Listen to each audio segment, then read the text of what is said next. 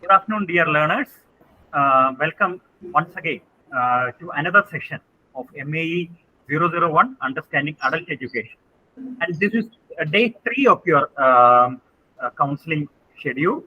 And as usual, we have Dr. V.T. Jalajakumari, Assistant Regional Director, IGNOU Regional Center, Cochin, to take you forward in the journey that will help you understand adult education in its comprehensiveness. So we are all looking forward to the session, and particularly me, who is an active participant in this session as well. So without much ado, let me welcome Dr. V.T. Jalajakumari, Assistant Regional Director, IGNOU Regional Center, Cochin, to take forth the proceedings of the day and enlighten us on MAE 001. And this is the third section, and I'm sure all of you must have enjoyed session 1 and 2. The recordings of both session 1 and 2 are available on our YouTube channel. We promise that the recordings of this session will also be put there for future reference and use. So over to you, ma'am, and it is always a pleasure to have you with us, and we wholeheartedly welcome you to this session. Thank you, sir, again and again. This is our third day, as you told. I am also very happy because we are recording the sessions, and I hope our students will be benefited by the sessions of these third days too. So, welcome learners, and a very warm good afternoon for all of you. We have gone through several aspects of adult education for the introductory part of the course, introductory part of the program as course 1, MAE 001, and the understanding of adult education is going on. The historical aspects we understood, the constructs in the concept of adult education, that also we have gone through. Now, on the third day, after the description of the matters discussed yesterday as philosophy of education, philosophy of adult education, and some learning theories related to adult education, we are proceeding today with the curriculum development of adult education. So once we have understood or we have learned about the background of adult education, historical and at the same time sociological background of the adult education,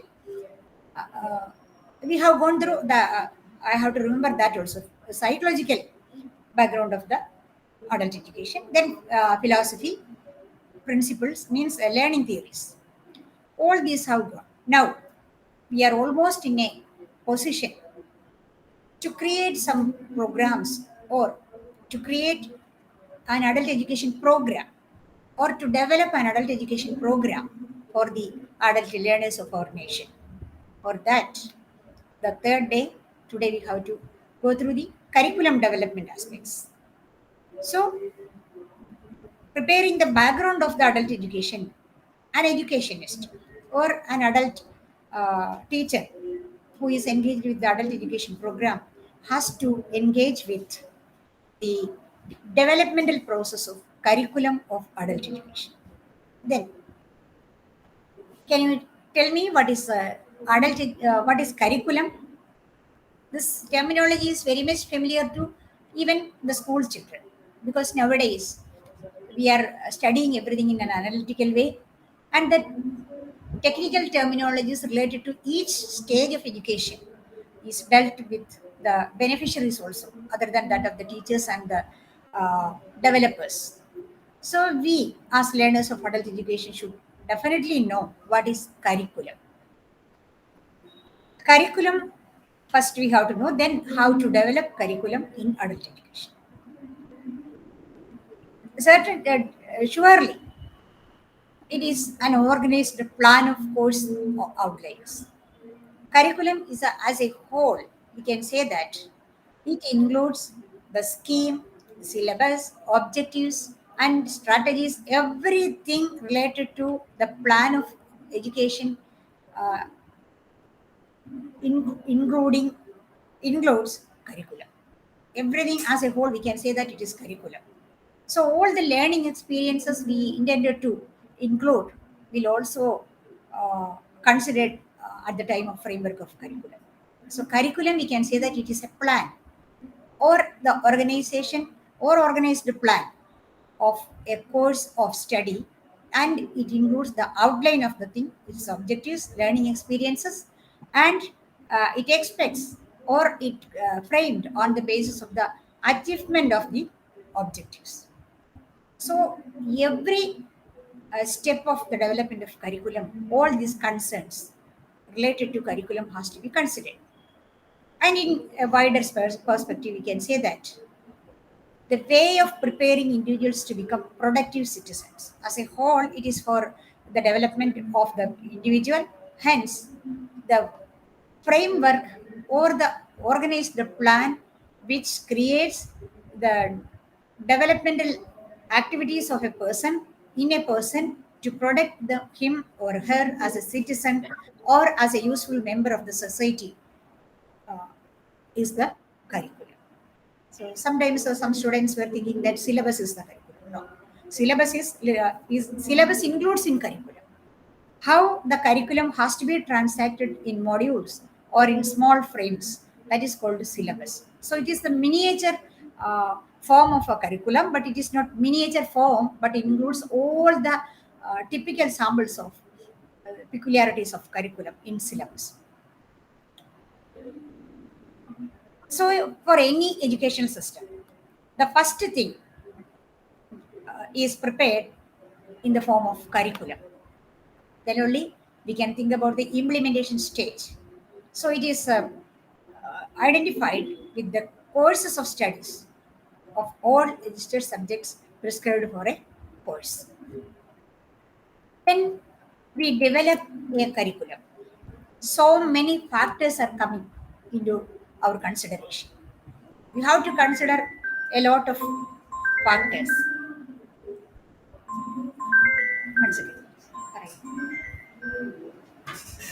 First one is economic factors, because moreover, the economic status of a nation, of the country, or a state, or a cluster where we are going to implement the adult education program, the supporting authority or the financing authority or the policy of the nation, what is the financial condition of the state, everything has to be considered first.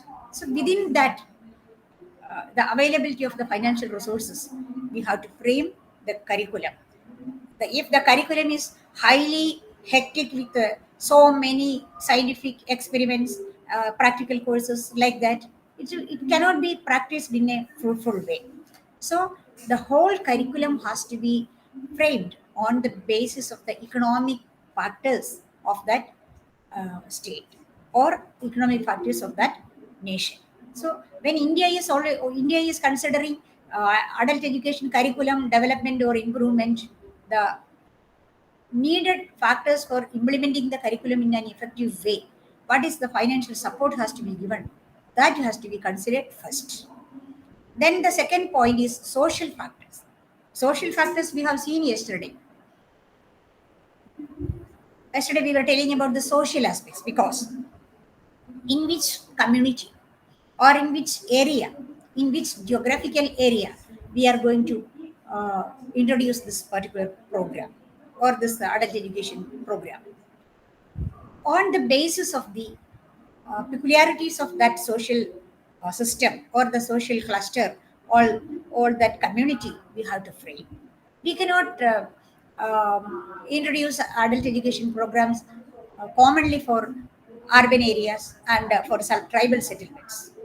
It's a very rural, very much backward area, tribal settlements. So according to the social factors considered, social factors, we have to consider the framework of the curriculum. Then technological factors. Technology is also, it's not technological factors doesn't mean the digital systems only, but the accessibility. Technology is always for the accessibility of the social sector. So what all technologies we can adopt, that also has to be bring into our consideration. Whether it is transactable If we are preparing an adult education program, is it possible to transact effectively among the beneficiaries? What all techniques we need, what technological support we have in the social system? Like that. Before preparing the uh, adult education curriculum, or before developing the adult education curriculum, we have to again consider one particular point, that perceived demands means we will study first the society, we will study, and need based curriculum if we are going to prepare, definitely the demands of the society or the demands of the beneficiaries have to be taken into consideration. And moreover, what all assessment studies have been done in the previously adopted curriculum, and what all changes have to be incorporated as a result of the research conducted in that particular area. So these are also very much pertinent in considering the factors before preparing or developing a adult education curriculum. Yesterday also we were telling about the research results and the assessment studies, and on the basis, if the previous curriculum was doing well, or it was whether it was effective or not, on wherever changes have to be incorporated, like that, all this will be possible if we are referring the research studies conducted or taken place in that particular area of adult education. Yes, madam. What you are saying is absolutely right. Basically, this research aspect is very important. What we have seen. Often, what happens is that, frankly speaking, research should always be done by an independent agency. It should not be the persons who have actually drawn up the curriculum who should be doing the research. There's no problem in their doing the research, but the authenticity and transparency of the results will be accepted by the general public and on the whole society as such, when it is done by an independent agency. Okay. Just a point of observation. Yes, sir. Yes, sir. Exactly, sir. Because the policy of the nation to accept the research results is a very pertinent. It has a pertinent role in developing curriculum, especially in curriculum improvement. Yes. So, in curriculum development, these two terminologies are used in simultaneously sometimes. But in my opinion, I think curriculum improvement and curriculum development are different terminologies. I think it is clearly given in the material, but in material, it is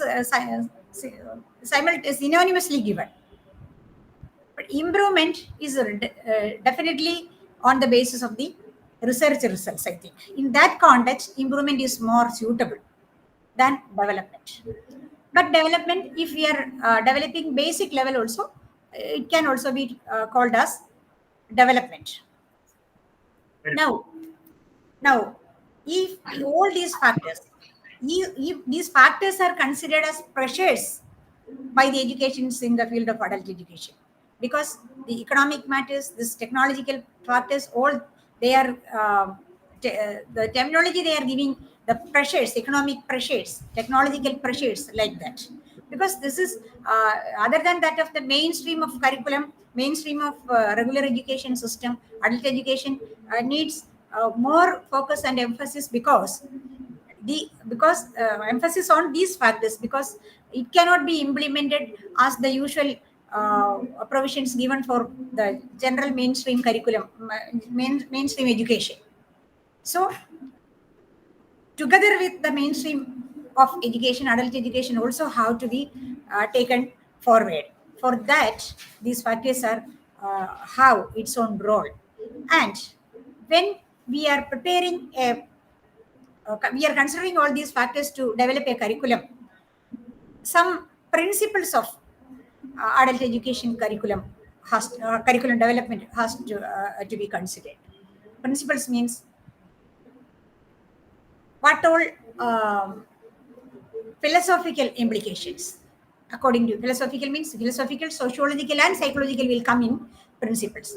If we are framing a principle of something, all these type of factors are considered to focus on some points. The first thing is itself is that curriculum is dynamic. all curriculum is dynamic, especially like that adult education is also dynamic. This is a very pertinent principle considering the whole principles of curriculum development. Why it is dynamic? Dynamism, you know that it's a the activity or the active side of the curriculum it represents. So dynamic curriculum is always in an active mode. It is very practical. It is very practicable. That is what dynamic. And a curriculum related to aims and objectives of the society. Several times we have noted this point. All the curriculum should be developed on the objectives framed for that particular society. So for what purpose this adult education is important? If it is for a professional development, that curriculum has to be related with some professional training skills and all. If it is for higher education purposes, it has to be developed for that and it has to start from the prior education, the adults or the students of this adult education system acquired. So in continuation to that, so on the basis of the objectives towards which direction or towards what it goes, like that we have to focus. Then curriculum development implies a scientific process of education. So only especially nowadays in the current scenario, education process is totally scientific. It is activity oriented, it's experimental, experiential. Then it is really a scientific process. So it has a system. All scientific processes has a system. So systematically arranged learning, teaching methodologies, and its framing and the system has to be scientifically prepared. Otherwise, it won't be uh, efficient for produce some outcome on the basis of the objectives. And that curriculum we are framing should be eligible or it has to be undergone for evaluation also. Scientific evaluation systems of education has to be used. So that is a principle. Without that principle means if we are framing a curriculum, it should undergo for some evaluation measures by the experts or by the bodies, the apex bodies of the system. And it is a broad and comprehensive process. Means the curriculum development includes a lot of comprehensive processes, means the comprehensiveness of all educational processes, teaching, learning, evaluation, assessment, like that all the activities related to the general education program, it has to be a comprehensive form of activities to develop a curriculum. Then it should have mobility. Mobility means a curriculum framed or developed for a particular society or a community has to be utilized in another community also. It has to be transacted. It has mobility means then only it will become cost effective. So if we are preparing for a particular group of people, we can utilize that curriculum for another group also. That movability will be there, and it should be flexible. That is flexibility principle. It should be flexible. Generally all especially we were telling that the open education system etc are very flexible. Hence adult education is also more flexible than the formal education system, the regular education system. And the curriculum has to be changed if it is movable, if it is mobile from one place to another. But we should make some changes according to the current scenario or the current society. So we can utilize it for some places, and for the preparation of the curriculum can be utilized for some other places. At the same time, it should be eligible for adding some flexibilities according to the social and philosophical conditions of that area. And it should be relevant. Relevance is also on the basis of the objectives and time, type of society, etc. And diversity it should have. If there is diversity, then only we can develop different types of curriculum for different areas of people. So the diversity in the thought process, culture, community, their religion, their gender factors, all these have to be considered. Diversity factors have to be considered when preparing or developing the curriculum. Like that, appropriateness of learning relationship. That is another principle. What is appropriateness of learning relationships? Learning relationships means where learning is always interrelated. Disciplines are also interrelated. Now, you know the current scenarios approach is interdisciplinary. Like that, wherever one curriculum developed, that is appropriate for a related area. And it is appropriate for the related strategies utilized. If we are preparing a particular curriculum for a discipline of an area, means as in social science, if we are preparing some geographical matters, curriculum for geography, sometimes this may be applicable and utilized for the development of a geology curriculum. Like that, the relationship of learning has to be considered. That should be there, otherwise it cannot be cost effective.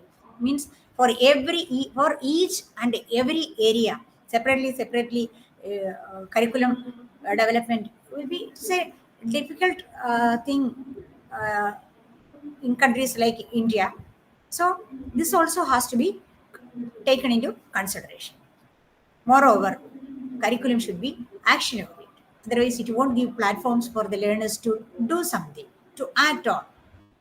If the curriculum is a scientific, dynamic, it should be action oriented. So this dynamism and scientific approaches, everything comes under action orientation. So in a workable condition, that is what. Now, so on the basis of the pressures or consideration factors, we are developing curriculum. Then we have to consider the principles of curriculum development. Now, using all these two platforms, we have to move ahead with some particular approaches. Approach means subject-centered approach. We are preparing a particular curriculum. That curriculum is for a subject or a subject area. So subject-centered approach is there. There we have to focus our concentration on the basis of the discipline, on the basis of the related activities to be encountered, and the technologies, the techniques, etc. Or even in the framework of the objectives also, it should be on the basis of the subject centered. If we are developing the arithmetical abilities of the uh, of the people in a particular area, or we are giving a particular training in for the professionals of a factory, the subject is it's a clear cut meaning is there for this subject centered approach, because for that subject we are trying to prepare the curriculum. So the main focus is their subject. At the same time, at what is the level of the learner, or what is the age of the learner, what is the experience of the learner, what will be the benefit by implementing this particular curriculum in a adult education system, how the learners will be benefited. So subject has to be nourished or improved. The subject knowledge has to be improved. At the same time, the learner also should have the development, individual development, at the same time professional development, particularly when we were telling about this examples. The same thing is that objective oriented. For what objective we have started our journey, the same has to be attained. At the end, the objective has to be attained. So that concentration is there. Approach has to be concentrated on that area. Then problem oriented. On which particular problem, on which circumstance we have started the training program. If we are finding out after research that one factory is not producing the products in a good manner, or the product, the outcome comes out is not up to the level, immediately we will study the status, the reasons for that, and on that reason we are focusing while preparing the curriculum. That is what problem oriented. And that problem will be solved after implementing the curriculum. Like that, thematic investigation approach. Thematic investigation approach is, I'll tell a little bit more regarding that. Thematic investigation approach is it recognizes the clearly stated national goals for the development and policies of adult education. So, on the basis of theme and investigation approach, thematic investigation approach, on which theme, on what basis of uh, a developmental theme the nation has to frame this particular training program or particular adult education, that theme has to be specified. For example, we were telling that in 1980s the thematic approach was for literacy, functional literacy programs. If the adult education is framed for functional literacy, that theme has to be focused. So all the activities we are bringing under the curriculum of functional literacy, the main objective of the thing is final attainment of functional literacy among the public or mass. That way we can arrange the groups. The target, we have to identify the target group in accordance with the national goals. So every time, whatever adult education programs are implemented, every time there are some timely thematic objectives. That thematic objectives has to be investigated and approaches has to be incorporated as such as suitable for that fulfillment of the curriculum implementation. So, in thematic investigation, what all things have to be targeted, focused on target group, the goals, and the national policy of that particular time. All these comes under the thematic approach. That is why one example is given that in UNESCO, the UNESCO Principal Regional Office of Education in Asia and the Pacific in Bangkok organized a regional literacy workshop in Udaipur. Udaipur in Rajasthan. It is from 29th November to 20 December 1979. So that workshop developed the following steps for the development of literacy training curriculum under thematic investigation. This was given as an example for thematic. Means I have explained very well that the theme is the main objective of that policy period, and the covering the targeting group of people and the objective framed for them. This is what the thematic approach, investigation approach in curriculum development. Then, Madam, there is one point that I would like to make here. sir, I can't hear you, sir. A little bit louder, sir, please. Am I audible now, ma'am? And now you are audible, sir. Okay, ma'am. What I'm saying is that in the case of thematic representation also, I think there is one issue that needs to be considered. Often, what happens, from my experience, I can tell you that multiple institutions work on the same theme. Sir, come here, sir, please. Am I audible, ma'am? No? Audible, but breaking is there in your Okay. voice. Okay. And now am I audible, ma'am? Yes, sir. What I'm trying to say is that in certain cases, multiple institutions try to work on the same theme. Yes. Maybe those institutions which are working in related areas. And often what happens is that this leads to reinventing the wheel again and again.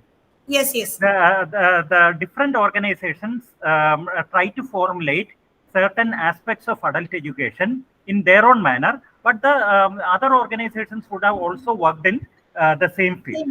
So in such cases, I feel one more point needs to be added in the list that you have given with regard to thematic issues, is that there should be proper coordination among all the agencies which are working.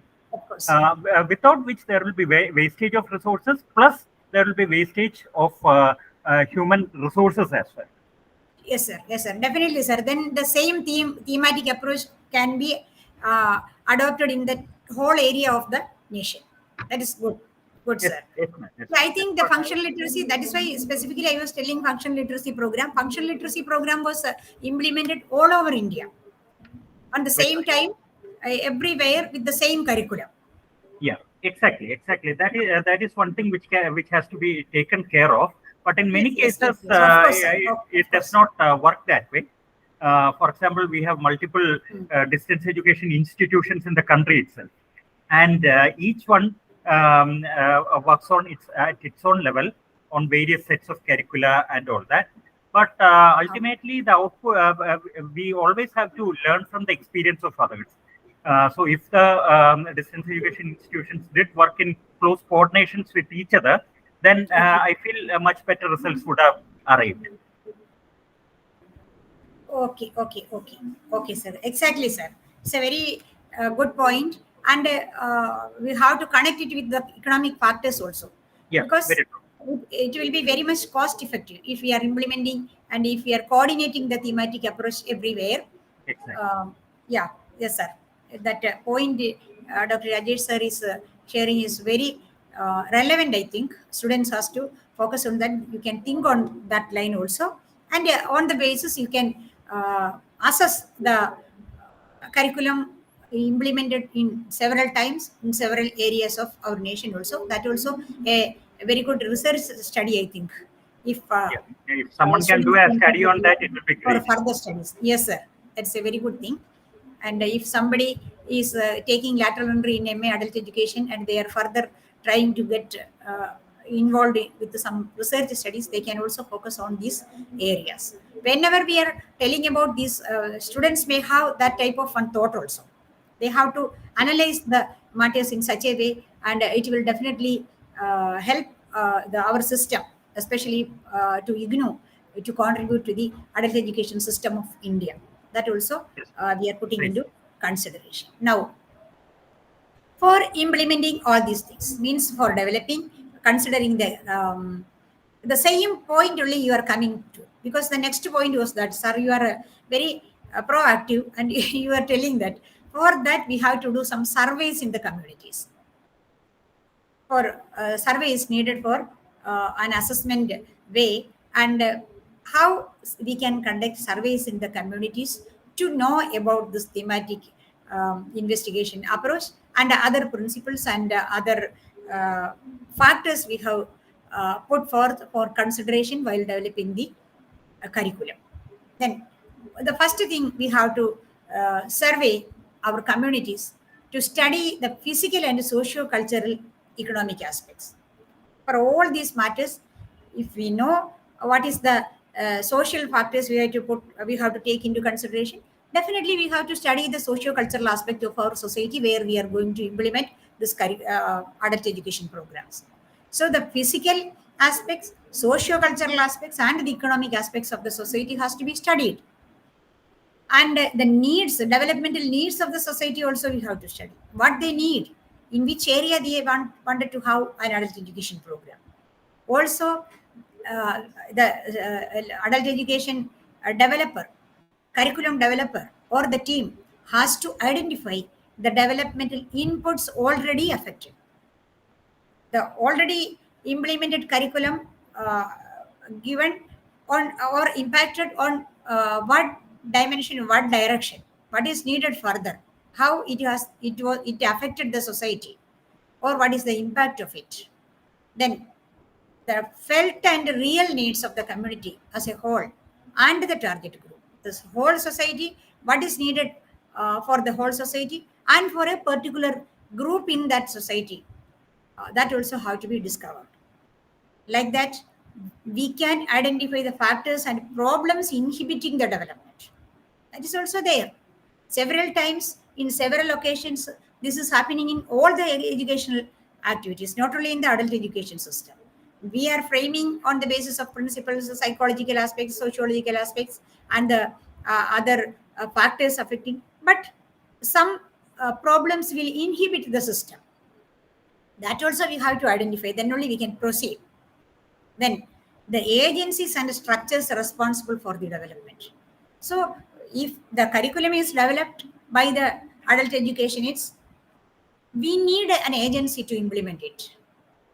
And the agency's structure also we have to study, whether this agency is capable to impart the developed curriculum. They should be responsible for the development, means the society or the agency and the structure of that agency who is responsible for the development of the adult education program, and they are the responsible agency for the development of the curriculum also has to be studied. Who is developing the curriculum? That is also an important part. Then the material and human resources in the community. Who is conducting? If we are going to write a study material or a resource, a curriculum for this one, who will write? What is the eligibility and the material resources available with them to do this work or the curriculum development? And that is human resources. Who is implementing it? Who is imparting it? Who is at the nearest stage of the people, the nearest stage of the adults or the beneficiaries? Who is available to impart this education? Who is behind the development of the curriculum? And what is the materials available? All these has to be investigated, and surveys has to be conducted by the curriculum developers for effective implementation. Like that.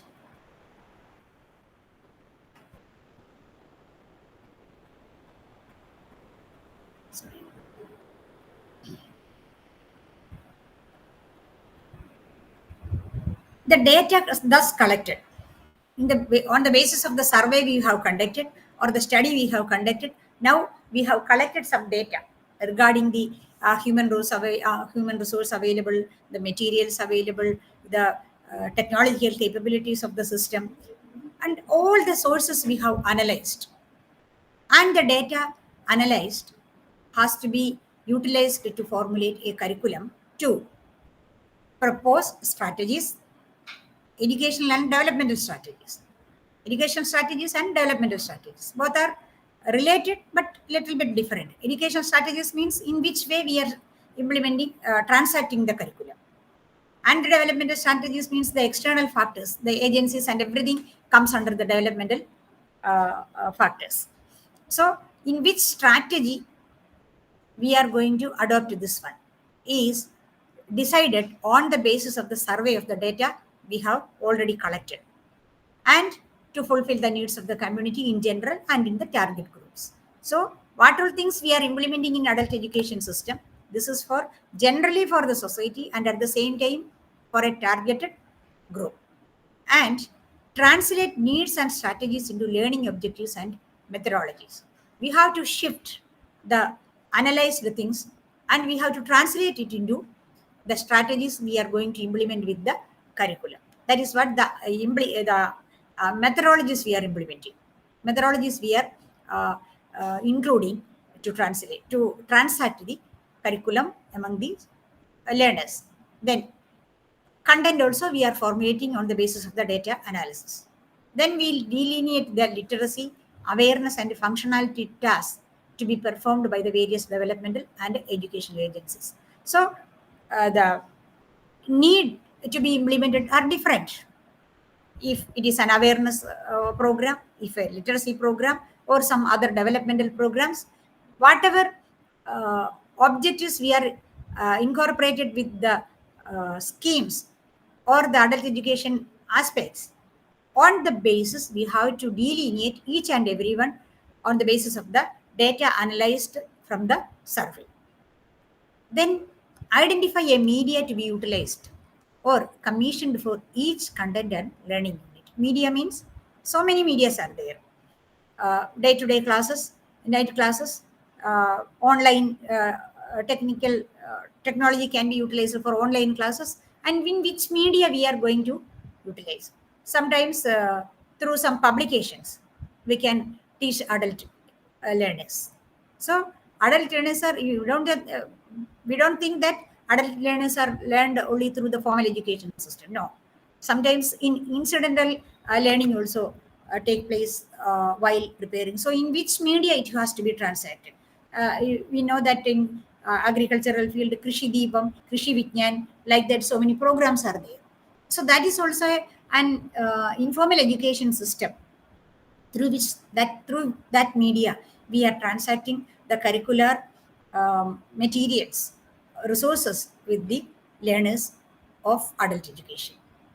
And writing of the appropriate materials, I already told, of each content and learning unit, because you know that the purpose of giving adult education, we have developed these blocks, these materials, etc. Like that, we have to prepare the study materials, the teaching materials, content, its learning attitudes, everything has to be prepared in a systematic way according to the learners or the level of the learners.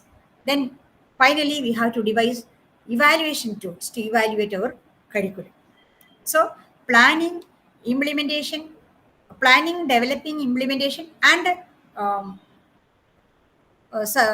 assessment. That is inseparable part of development of curriculum. So once we have decided to frame a curriculum, we framed it. Even after framing, immediately we have to evaluate it. Then only we have to implement it. So after preparing the curriculum, a devices for evaluation or tools for evaluation has to be prepared, in which way we are going to evaluate it. We will submit it before the expert committees, and we will analyze using some standardized techniques, the quality of the material, the quality of the content, curriculum developed will be analyzed. After that only, if needed, we will work on that, and then we will implement it. After implementation also, there will be assessment studies. Then the impact of the curriculum can be identified only after that stage. Again, we can replan, reorganize, redevelop, that is improvement of the curriculum. Then again, re-implication, re-implementation. Like that, this will go as a circle. This process will go on. That is what curriculum, to the end of the curriculum development. Now, process of curriculum development. Again, some preparation approaches are there. Top down or administrative approach. If a curriculum is developed by the higher authority of the system, the experts of the system, the top people, who are working at the administrative and implementation level, or the policy makers, if they are making a group there to develop a curriculum, that type of curriculum is known as top-down approach for curriculum development. And the next second one is bottom-up. So from the learned people to down people, and this is in the reverse order, means bottom up, from bottom to up. Then the normal community, the beneficiaries, the public are taken into consideration for giving their contributions, their point of views for the development of curriculum. That is what grassroots level approach. We are conducting surveys among the public, and what they need will be studied, and on the basis, with their participatory approach, with their participation also, bottom up grassroots level approach for curriculum development is there. Then the next is research. This is based on researches only. So the planners or the curriculum developers who are sitting on the top level, they will prepare the curriculum for that, and it will be implemented. From the grassroots level, we will conduct studies and surveys from the public. Then we will give contribution for the development of the curriculum, that is bottom up. In the next thing is that the learned people who are working in the field will research the impact of the already done things, and as per the result of the research studies and suggestions, we will develop curriculum. That is the third approach in the curriculum developmental stage, or the preparation of these are the different levels of people who are preparing curriculum development. Because so many phases while developing a curriculum, there are so many phases. First phase, as we know, we are formulating the objectives. For what we are going to do this?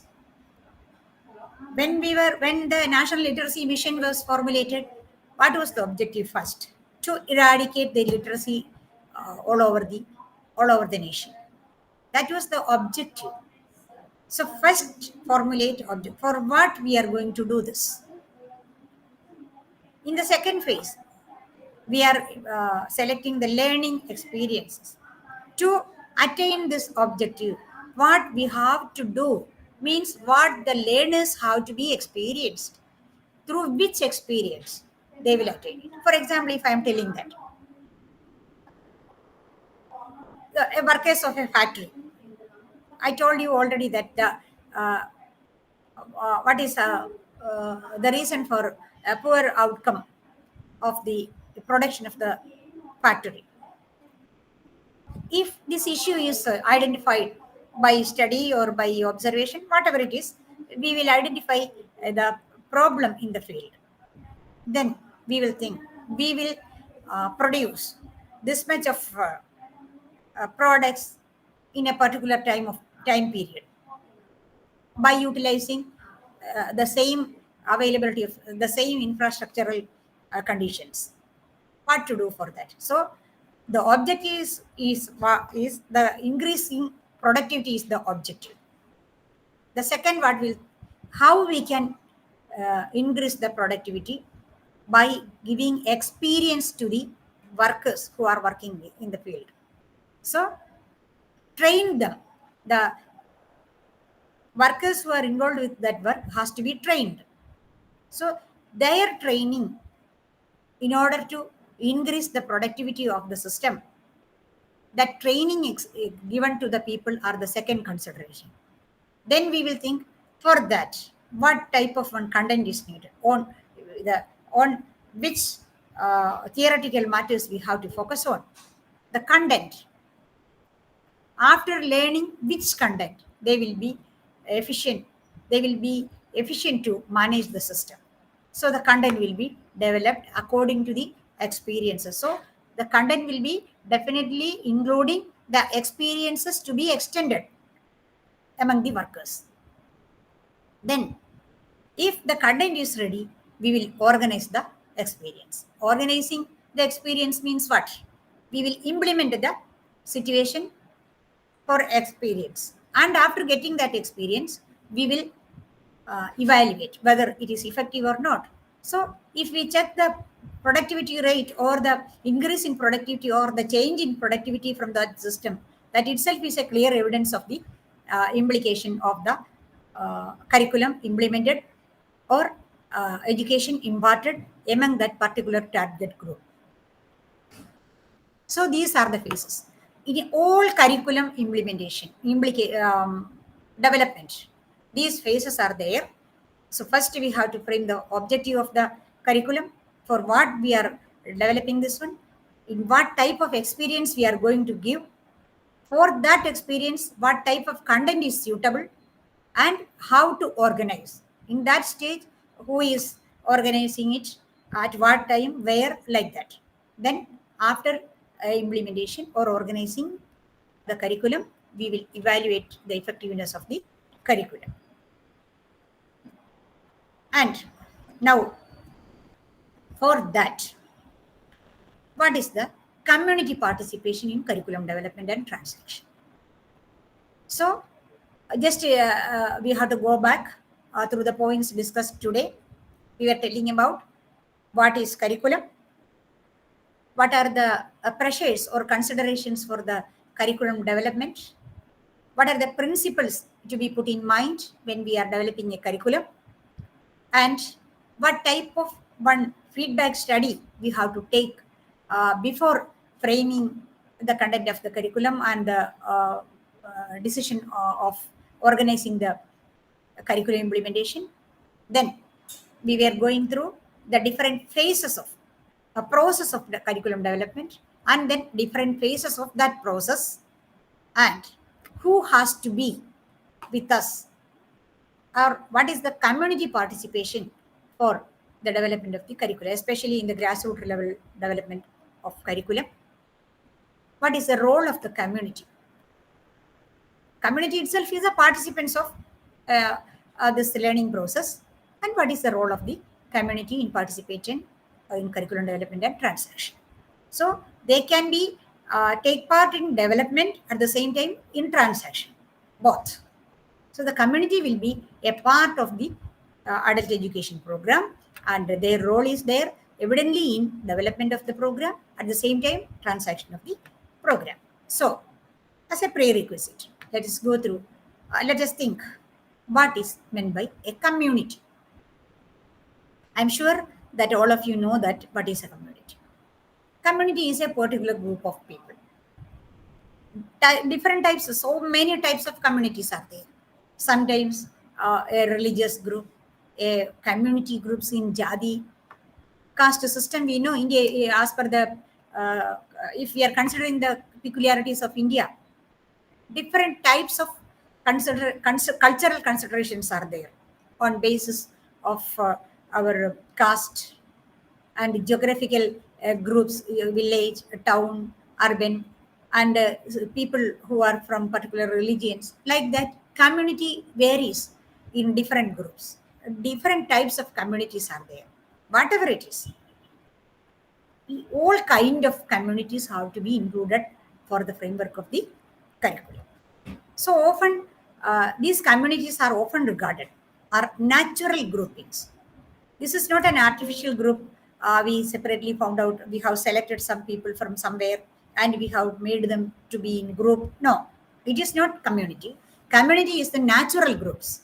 Means for years they were there, and they were involved. They were involving in the cultural development of that particular area. Like that, this natural setups groups are called communities.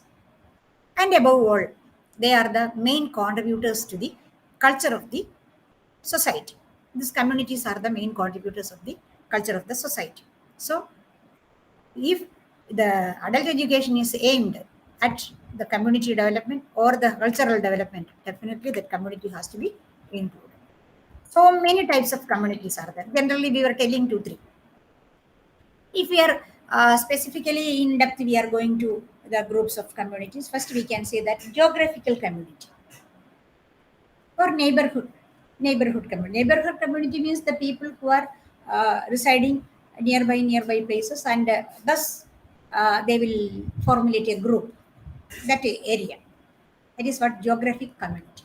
The group who are uh, residing in the particular geographical setup with a common cultural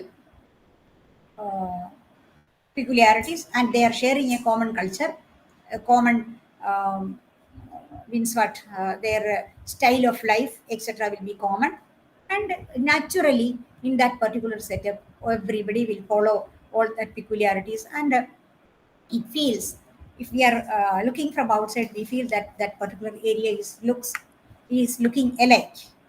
That is the peculiarity of that geographic community. For that, we can conduct a mapping exercise for the geographical community. So a work is given in your study material. A community mapping work is given in your study material. So all the students may please do that homework, that work, because this will give you a clear-cut idea about the community concept. All of you, that is what these are the points given in the textbook too. You go walk and observe in your community, in a particular community, even if it is yours or not. You go there and you simply go through the people of the community and observe them. And you can find out some like, they looks like, means not in appearance, but their lifestyle will be almost same. And you plan to spend a couple of hours to complete this walk. Means you spend your time to walk among a particular area. What are the natural features of this area? What type of plants are available, are seen there? Is it a hilly terrain? Is it a coastal area? Whether rivers are there? What type of food culture is the first geographical thing, food culture is not included. It is only the appearance of the thing. If that area is a hilly area, what is the geographical terrain of that particular area? Like that, you can observe to know the geographical community. Then, is there any landmark or a particular point of reference, such as community center?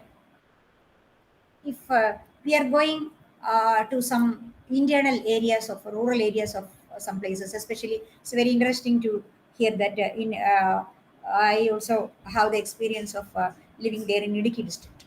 Idiki district in Kerala is a very remote area, and still, uh, even if it is 300 kilometers away from Ernakulam, Cochin city, if we are filling up the form for any digital purpose, immediately the nearest city will show that Ernakulam. So we will wonder, the city is 300 kilometers away, means what? Means or 200 or 150 kilometers away, and the township area is always they are calling the city. I'll tell you that some the name of some cities in Idiki district. When we were doing some tribal studies in that particular area, at that time, Odakya city is the name of one city. Odakya means Odal is the name of a tree.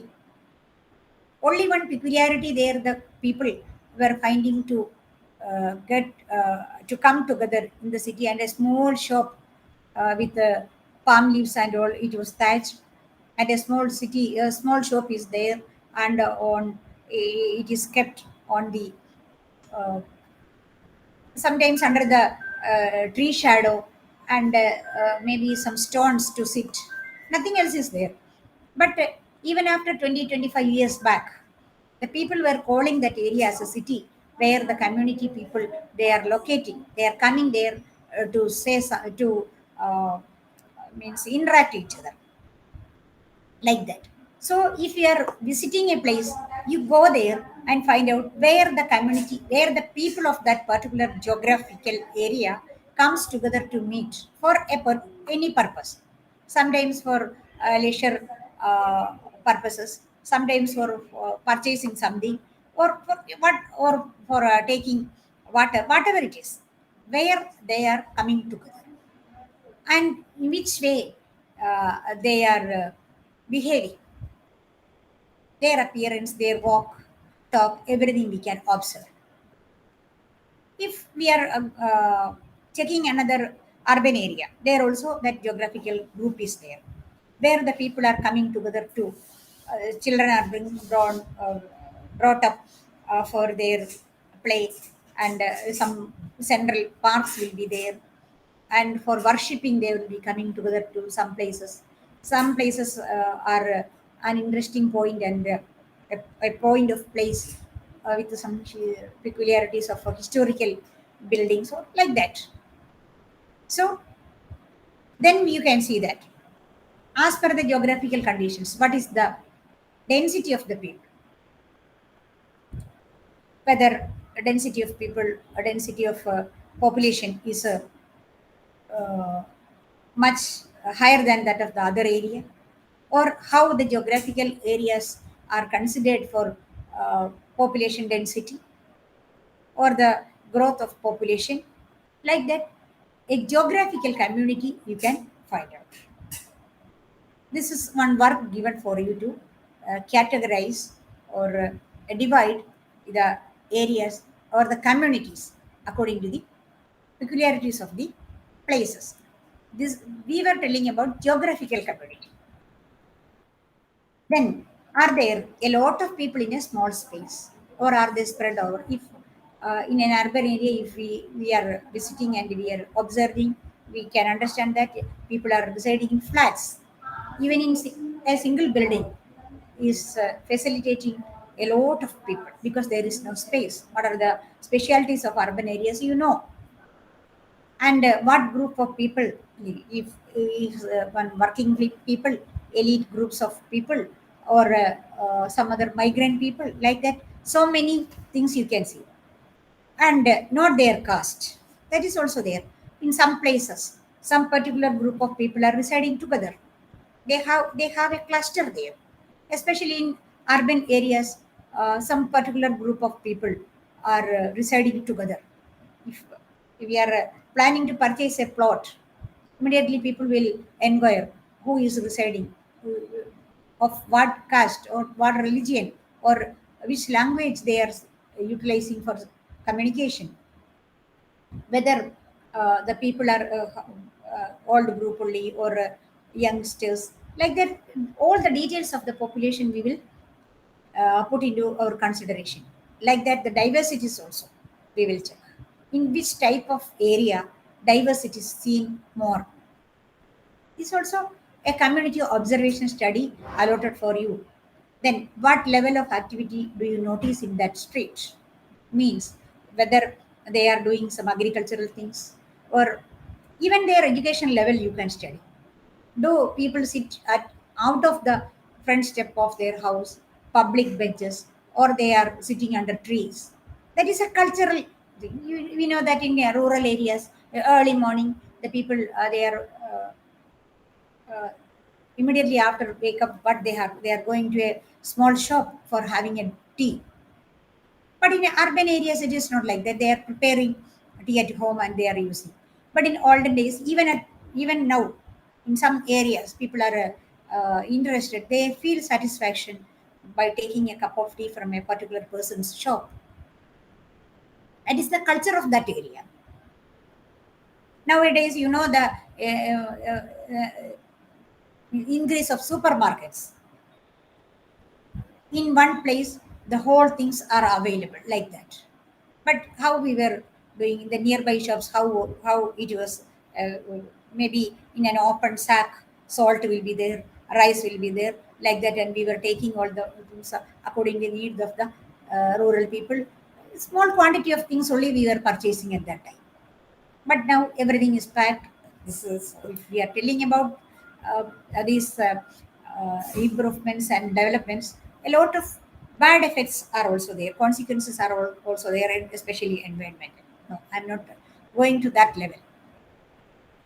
So geographically, peculiarities are there where people are playing. If whether they are playing at the nearby houses or in their house itself or in a public place where, like a playground, like that, where men and women gather together. Whether they are gathering together, is there any separate gathering places for men and for women or not? If in some places, uh, ladies are not going outside the home for public gatherings, that is also there. Then, what about the bus stops, place of worships, grocery shops, etc.? And some spaces are more used by men than women, like that. These places are gendered spaces. So all these have been coming under the observation of geographical communities while developing adult education. For what purpose? Can you imagine that? Why we are going through all these matters? Simple example I will tell you. We were telling about the last point. Are some spaces more used by men than women, or is there any gender specific areas for a public gathering? We are going to implement an adult education program in a particular area for women. The possibility of women gathering specifically for their gender purposes is need to be noted, isn't it? Otherwise, how we can implement when it won't be an means an effective implementation. It won't be fruitful if we are implementing a gendered means women empowerment program. Is you think that we have developed a women empowerment program through Mahila Samakhya Society or through the Kudumbashree units of Panchayat or some other local communities of gender resource centers. If the area, the geographical community is not allowing such a gathering by the public of women, public means the women group, we cannot implement that curriculum there. So, to fruitful implementation of the adult education curriculum, this type of an elaborate, in-depth observation of the geographical communities are needed. Then, again, a lot of things are there to examine. Are there schools? Post offices are there, banks are there, medical health facilities are there, whether there is a park, what transportation options are available, what is the condition of the roads, is there bus stations, frequently buses are going, or what is the duration of the uh, uh, buses going on, and what about the railway stations and connections of trains, buses, etc.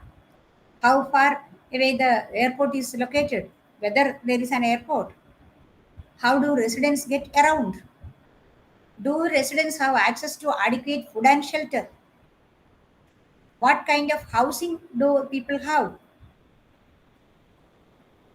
whether there is some water facilities, sanitation facilities, then what does the community look like, is it clean or dry, dirty, is it old or new, well maintained or not,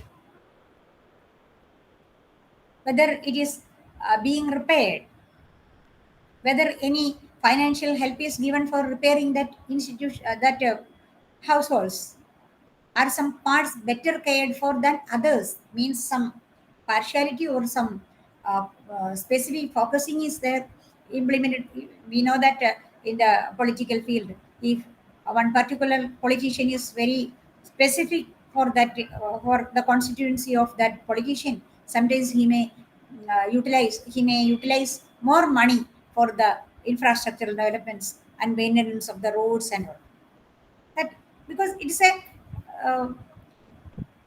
we cannot say that it is a technique, it is needed.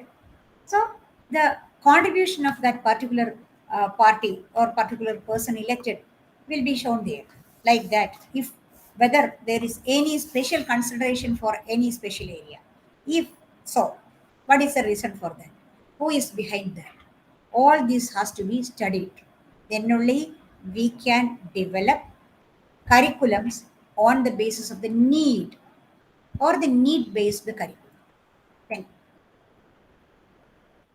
so the community studies we can do like that. Only I was telling about the geographical communities. Now communities continues, that communities of identity, that type of communities also.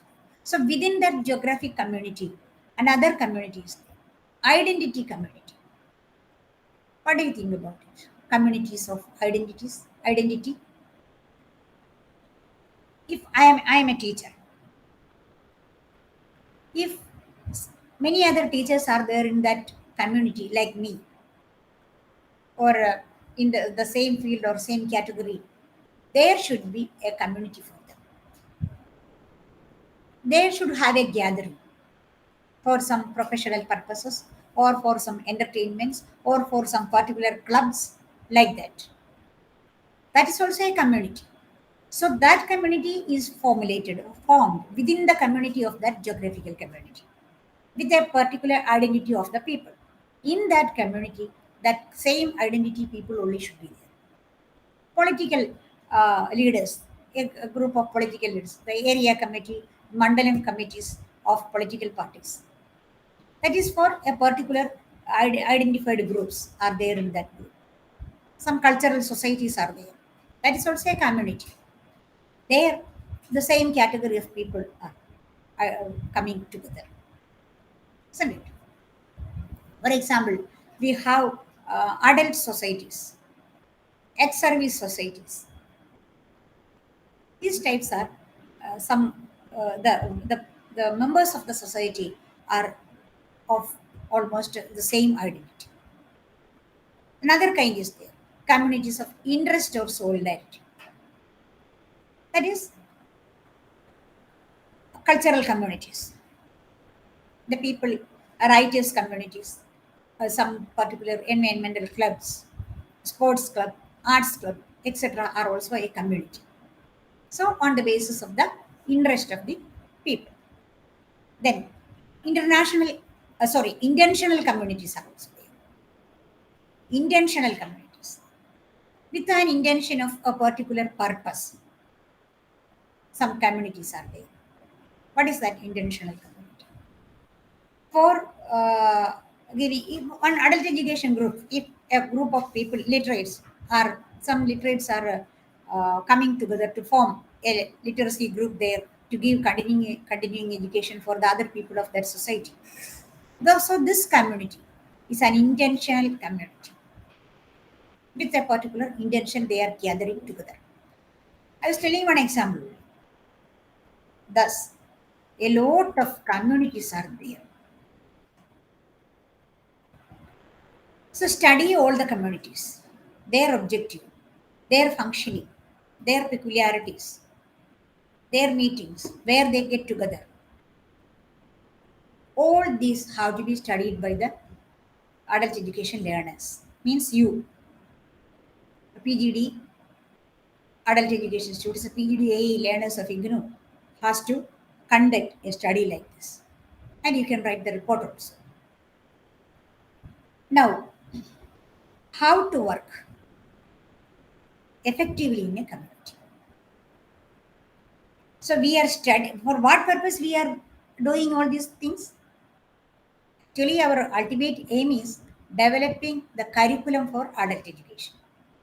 So some prerequisites are needed to make you ready or make you an expert to frame a curriculum or to develop a curriculum for adult education. So it's a very big job. You don't think that immediately after studying the adult education master degree, you are an expert for preparing an adult education curriculum. No. For that, a lot of field works are needed. A lot of participatory learning is needed. So, for that, what to do? Know what to do only after learning this material. That is what the objective of giving you the study material and all these learning aspects in your content. So the curriculum is framed. So how adult education learners are to be trained? What all theoretical awareness have to be given given to the learners of adult education is decided by the curriculum frameworkers of adult education program of this particular program, MAAE or a PGDEMA. That's why they are preparing this one. So a lot of background work is needed for a student to be an expert in that particular field. So after doing all these works also, you will be capable to cope up with the theoretical matters of adult education. So definitely you have to do that. To keep you in your memory how to go ahead with the learning of IGNO, learning of these materials, and how to be an effective learner of adult education program. So when you are going for working with community or to observe a community, some questions should be there. What are things you have to observe, where your focus has to be uh, put? That I told already. Now, some questions are there in your mind, should be kept in your mind. So, before understanding the community, the questions has to be raised. What are the reasons for initiating the program? Means your adult education, because you are going for preparing an adult education curriculum. What are the reasons for initiating the curriculum? While observing a particular community, you understood that this community is lagging this type of experiences and knowledge. So you are planning to develop a curriculum for them. That is the reason for that. Then how much funding is available? Okay, if you are thinking that it is necessary to develop a curriculum, you cannot immediately go and sit the and write the materials. No, a lot of planning is needed. First, we have to think about economic factors that we already told. Economic factors. Money is needed for all the step-by-step works. How funding is available? How much available? From where we will get the funding? How much we will get? Who is funding? And how long? That is also a concern because once we have started the program, in the midst we have to drop it out. If we are not supported by supported by the funding agency, how we can implement it? We have developed a study material. That study material will be there in the shelf. You have to implement it. So, till the end of the assessment, funding is needed. So, how long funding will be given? What is your expectation on that? And what are your responsibilities? What do you expect to do? What is your responsibility to do?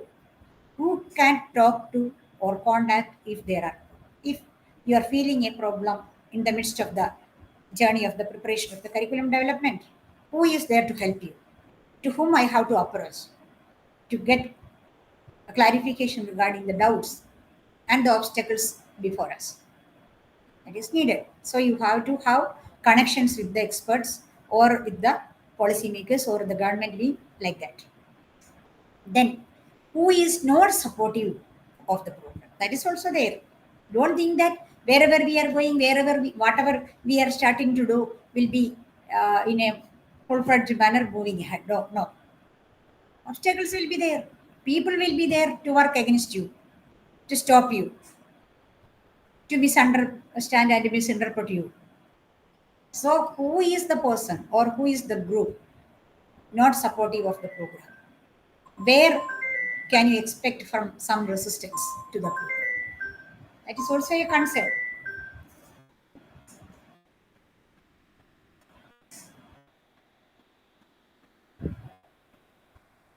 Then you should ask yourself, what do I expect to myself? What I need to do? What expectations I have to have? That is also one question. It is behind that. What are my reasons for taking up this job? What are my hopes? What are my fears? That is also put into consideration.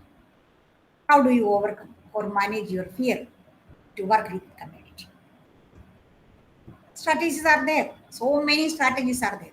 If you are a person with a specific objective to develop a curriculum for adult education, to move ahead, study the system well, study the community where you are going to work, and the technique has to be developed to put aside the community with you.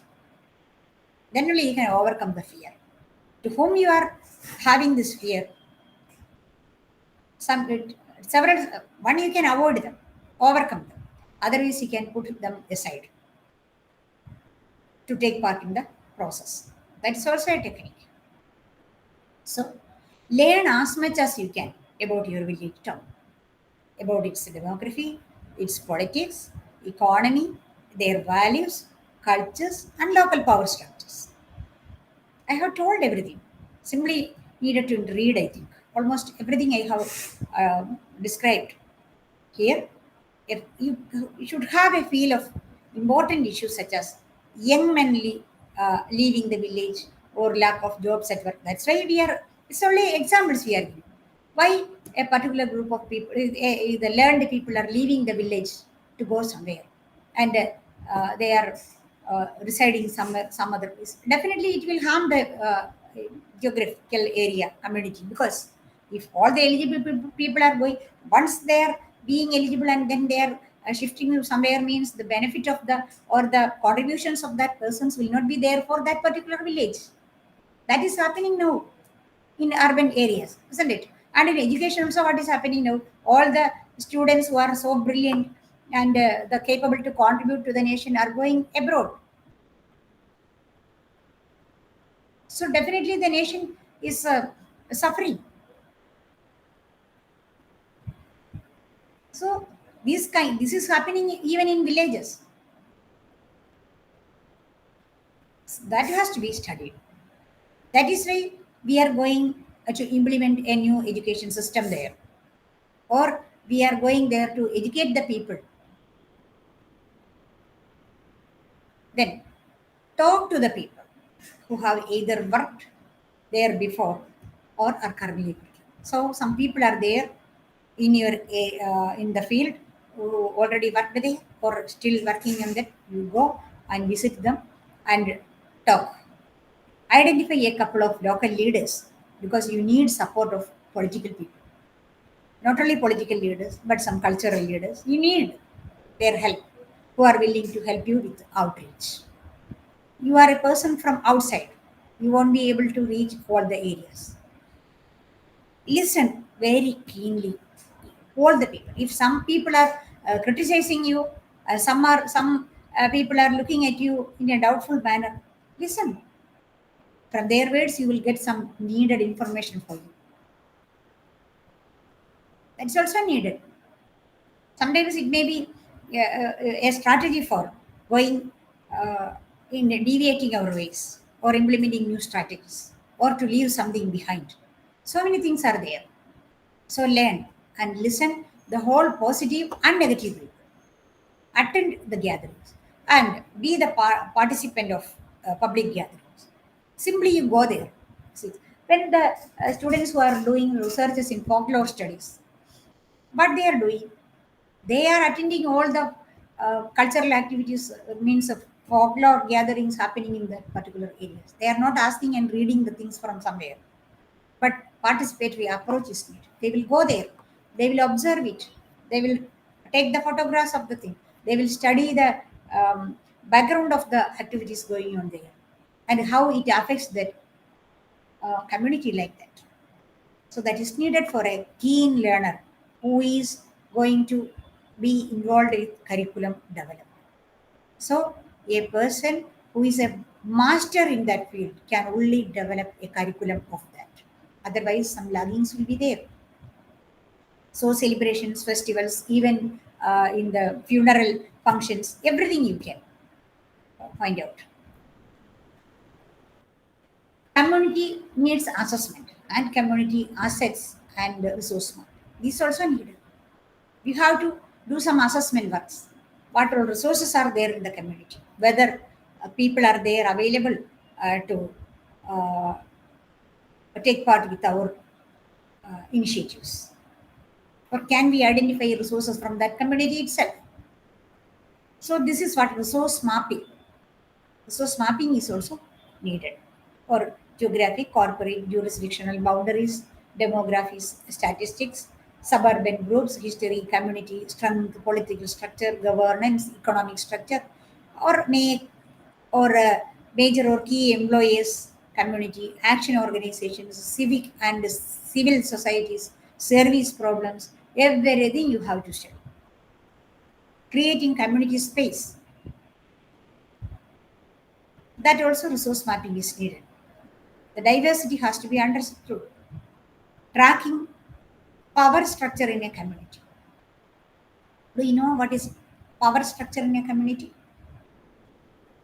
So in some families are also there some power structure. Traditionally, they are following it.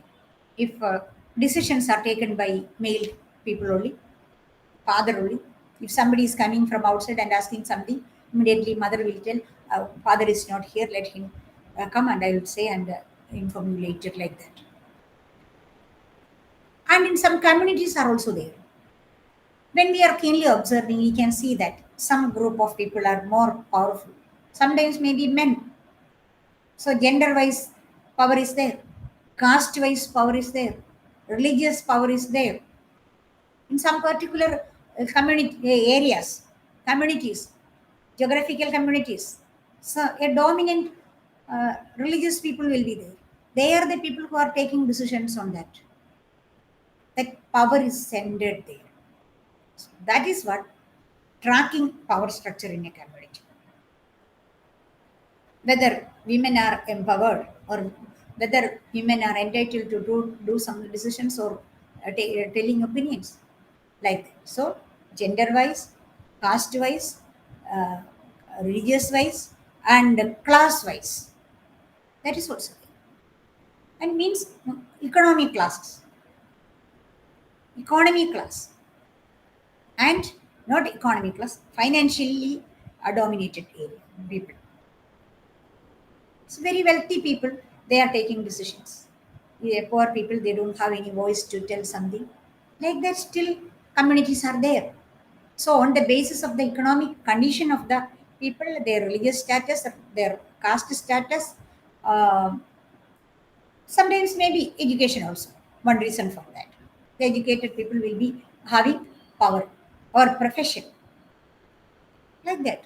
So go and study in which company. Then you can track the, if you are tracking the power centered society, you can find out people, you can put people together with you who has the power in that particular area to implement this. They will definitely help you. At the same time, you can find out the weaknesses of the at particular society. There you can contribute through adult education. That is also there. So after a while, after implementation of this particular program and after learning, sometimes the story will be altered. The powerless people will become powerful later stages. That is what adult education, continuing education for that only. So don't forget the objective of adult education.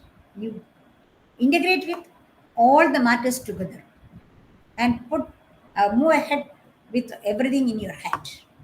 Then only very systematically and effectively you can travel through curriculum development of adult education. Then this internalized operations, where a men dominant area is there, definitely operations will be there for the other people, weaker section.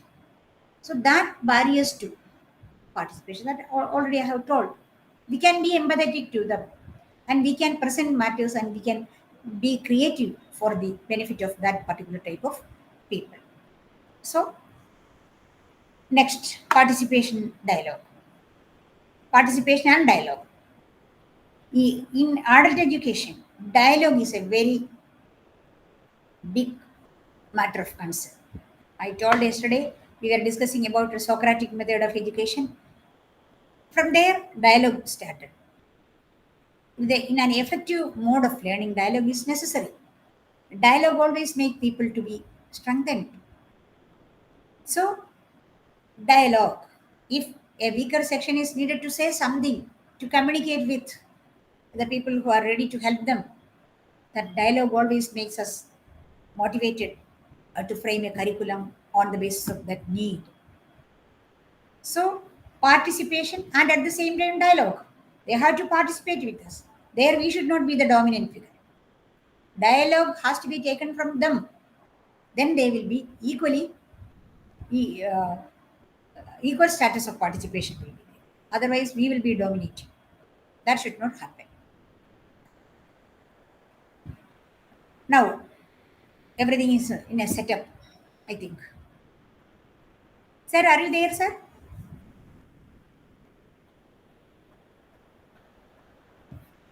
We can have a little bit break. 5 minutes Yes, break. ma'am. I'm here. Let me take 5 minutes break. Yeah, yeah, sure, sure. You can take. No Okay, problem. sir. Okay. Let the presentation be there.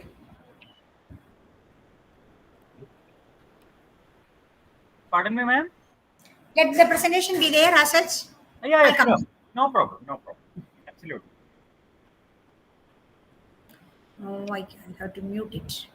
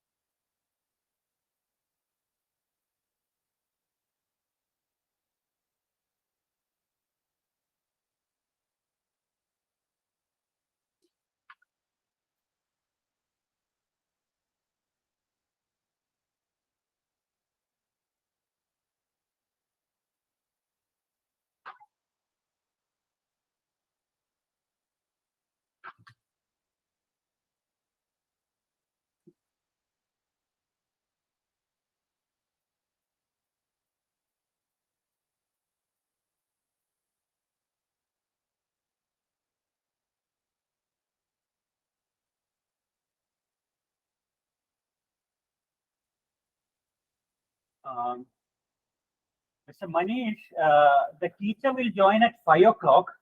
So if you want to rejoin at 5, you can.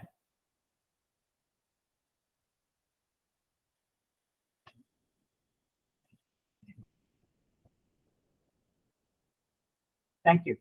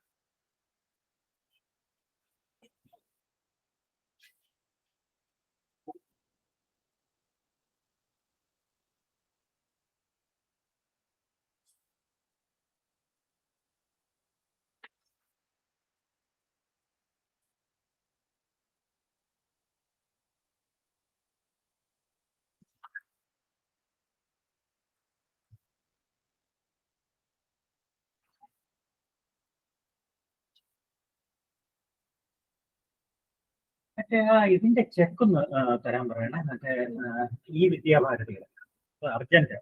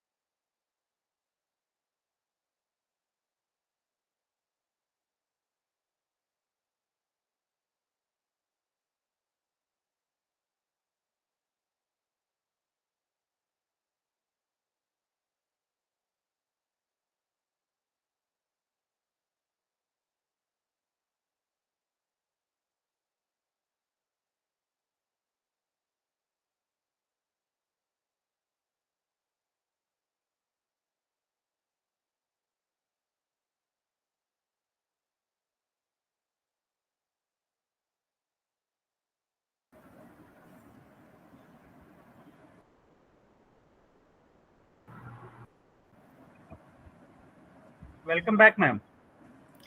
Okay, sir. Dear learners, you also, I am inviting you back. Let me present, sir, please.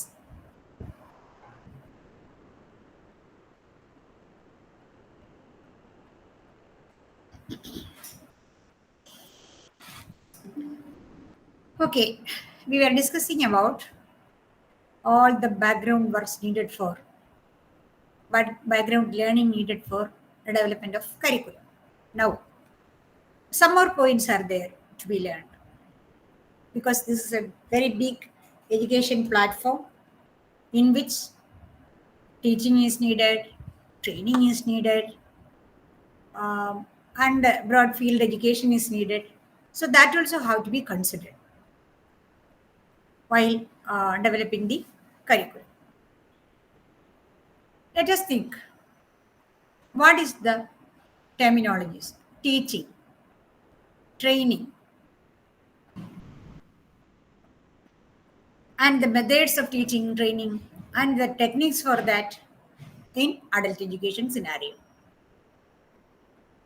So like other regular or conventional learning system or the regular formal education system of different levels. Adult education is also nowadays imparted very technically, very strategically, with broad field objectives. It's not like the earlier stage learning process.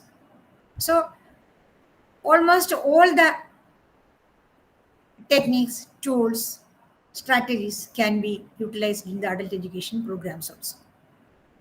First thing, what is training? Or teaching we can discuss first. What is the process of teaching? Actually, in the current scenario, considering the psychological setup of the learners, we are using learning than teaching, because this is not teacher-centered education scenario, especially in adult education. It is learner-centered. So instead of teaching, we can say teaching learning process. It is go hand in hand.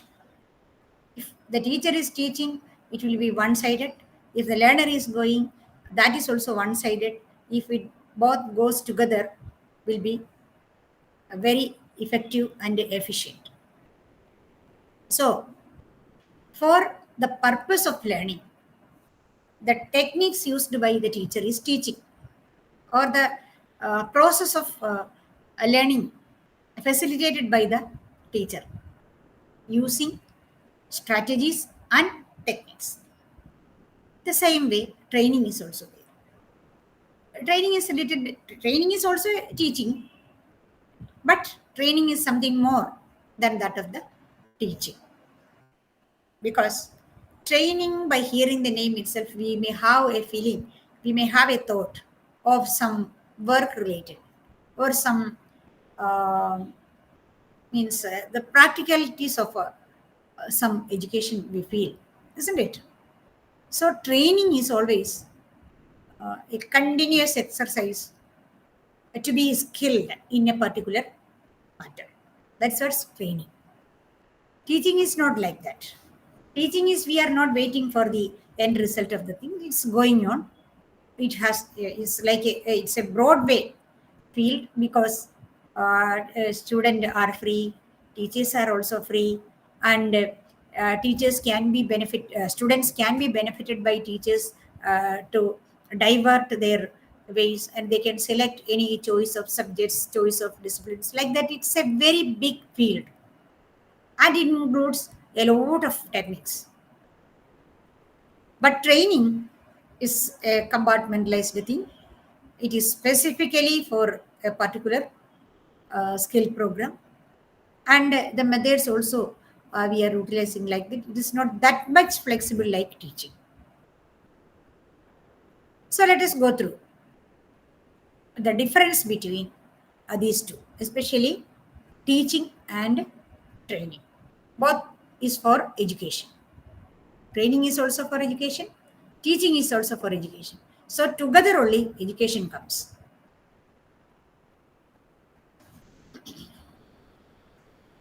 See, what are the differences between training and education?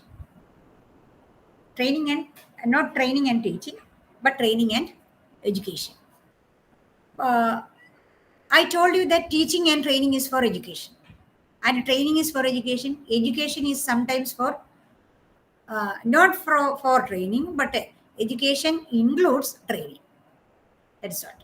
The first difference is that it is the one form of education.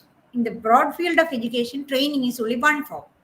But education is a big platform where training also includes, and many other things. And in training, you always focuses in proficiency in a particular job.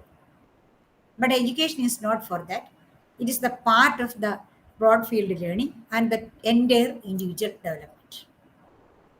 So, in a particular proficiency acquiring, training is focused. Education is for the whole education process.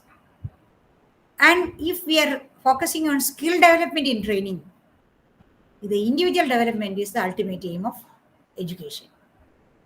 Training is not for individual development. It's only a part of that.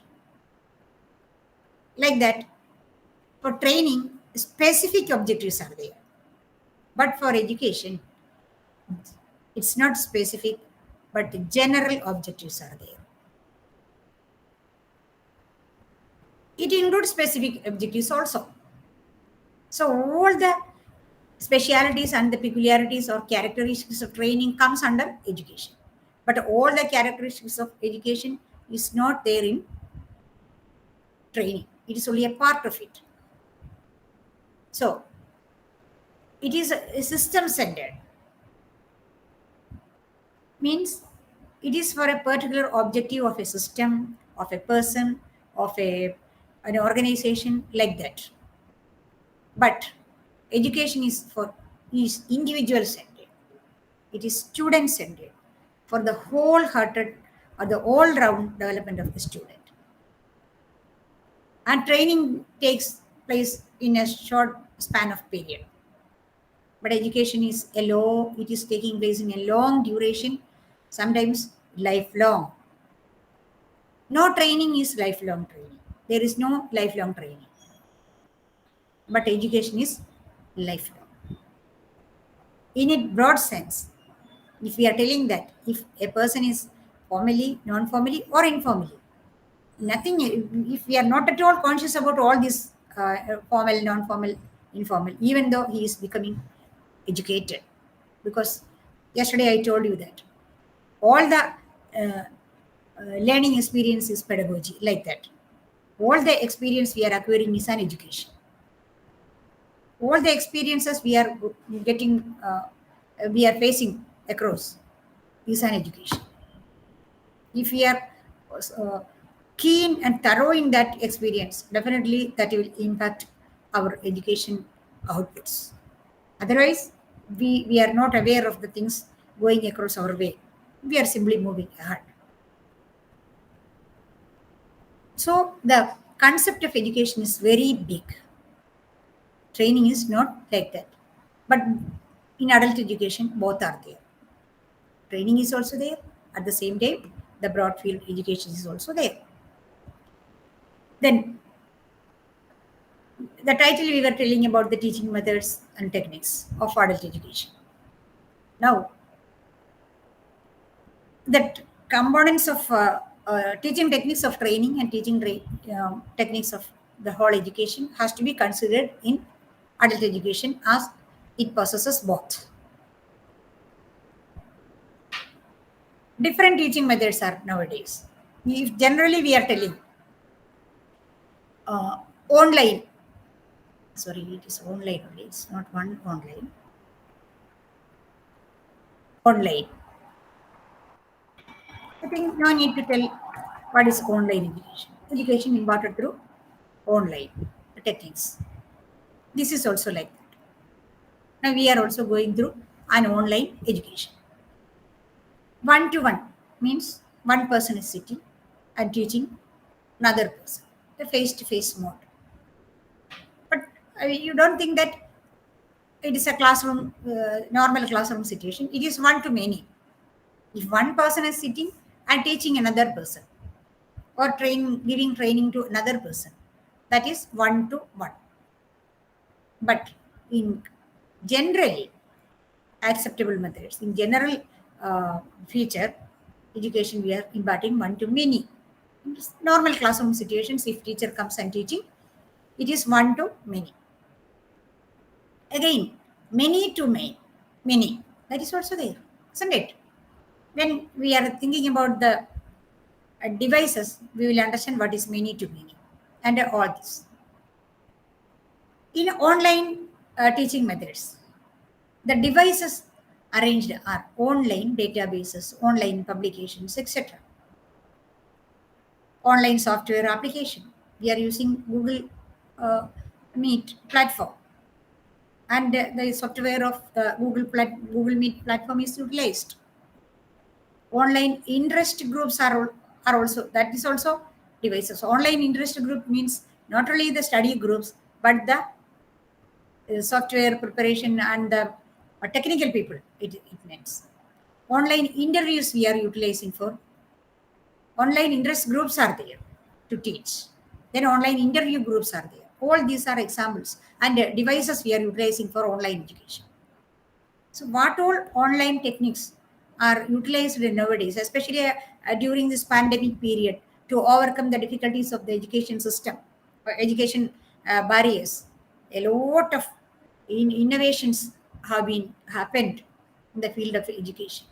How many educational platforms are there? You see, can you? We were not in a position to imagine about a online education in school field. In even if the newly enrolled pre-primary student was getting online education during pandemic. So it was a leveler, and we have learned, we have found out, discovered hundreds of that type of devices. So you can add along with this one so many. Not only this, when you are going to write, you can write all the devices, online devices, in this field available. Everything you can write. And especially, I have to tell you that when you are writing the examinations and assignments, you don't depend only the study materials. Sometimes study materials are sometimes may not be up to date. Now the speed of the change of this, I don't know how quickly the time is going. But the movement of the sun, movement of the earth, planets, everything is the same. But we feel because of the uh, inventions and the rapid changes happening, the changes only happening. Because of the rapid movements of the change, we are thinking that the time is going very speedily. No. So, according to the change of the world, change of the society, everything, especially the educational things, are being changed. You read it, refer it, because everything is available in internet. So for preparing the assignments, you refer everything and write as your own. Then you will get good marks. Examination also, it will be very much um, beneficial for the learners if you are referring other books, other study materials, up to date knowledge of adult education, etc. So you can add more. You don't focus on the points given in this PowerPoint and study materials. I didn't use even the whole things given in the power study material. Then if you are depending the classes like that, it won't be sufficient for you to. But it is giving you a way how to think, how to refer. That's why I'm telling this also. So information retrieval system is the good thing for this online. So it's very easy for us to retrieve the data and retrieve the system itself. When the second thing, one-to-one, learning contracts, apprenticeship, internship, correspondence studies, in that places, only one-to-one education is going. And the email systems we can utilize for that. So many. In one-to-many, the classroom learning studies, lectures, symposiums, skits, etc. We are using one-to-many systems. If the education is imparted by one, benefits come to many people at a time. It's very economic. And the bulletin board system, and any board system, is focusing not only bulletin board system, all the that type of uh, systems are utilized for the transaction between one person to many. Even if this online system is also, we can use that. Really a one to many system. Online system is one to many and at many to many, but it is given separately. Now, many to many debates, simulations, and games, role plays, case studies, discussions, transcript based assignments, brainstorming sessions, Delphi techniques, nominal group techniques, forums, projects, student presentations, all are coming many to many. Among this, I think debates, games, role plays also means dramatic presentations of we are performing the role of the um, a part of the learner or a teacher, whatever it is. Or on the basis of the content also, we can role play. Then this Delphi, I think that in Delphi also we are collecting. Sir, I think if you are there, you can help me a little bit. Delphi, I think we are collecting information or expertise from many areas, many people, and we are bringing together to serve to students or learners. So students are not directly taking information from the other experts, but in the classrooms we can collect information, and in companies and all, when adult education is given, we don't think that in all the field people are coming from outside and they will, it won't be financially feasible for us many matters. Then we can collect the expertise of people from here and there and can be utilized in the situations. That type of usage is known as, devices are known as Delphi techniques. So all these have their own role in teaching and techniques in adult education, especially in adult education for in-service programs, etc. We are getting the expertise of people from outside. So that also are being utilized. The computer conferencing system, teleconferencing, etc. are like that. Their teacher is sitting only, no. There are so many experts are there. It is always a good thing to think about in the field of this one. Another, so many other methods are also there. Lecture method. Lecture method is also one to many. It has, what is lecture method. This is also, now what is happening, what is going on. I'm sitting and giving all the lectures, all information one by one. You are only listeners. Sometimes, if possible, we are making an opportunity for discussions and all. But lecture method is from one side to one side, information is passing. And it is easy to communicate facts, ideas, and opinions straight away without any distortion. And the communicator can reach a large audience in a short span of time. Then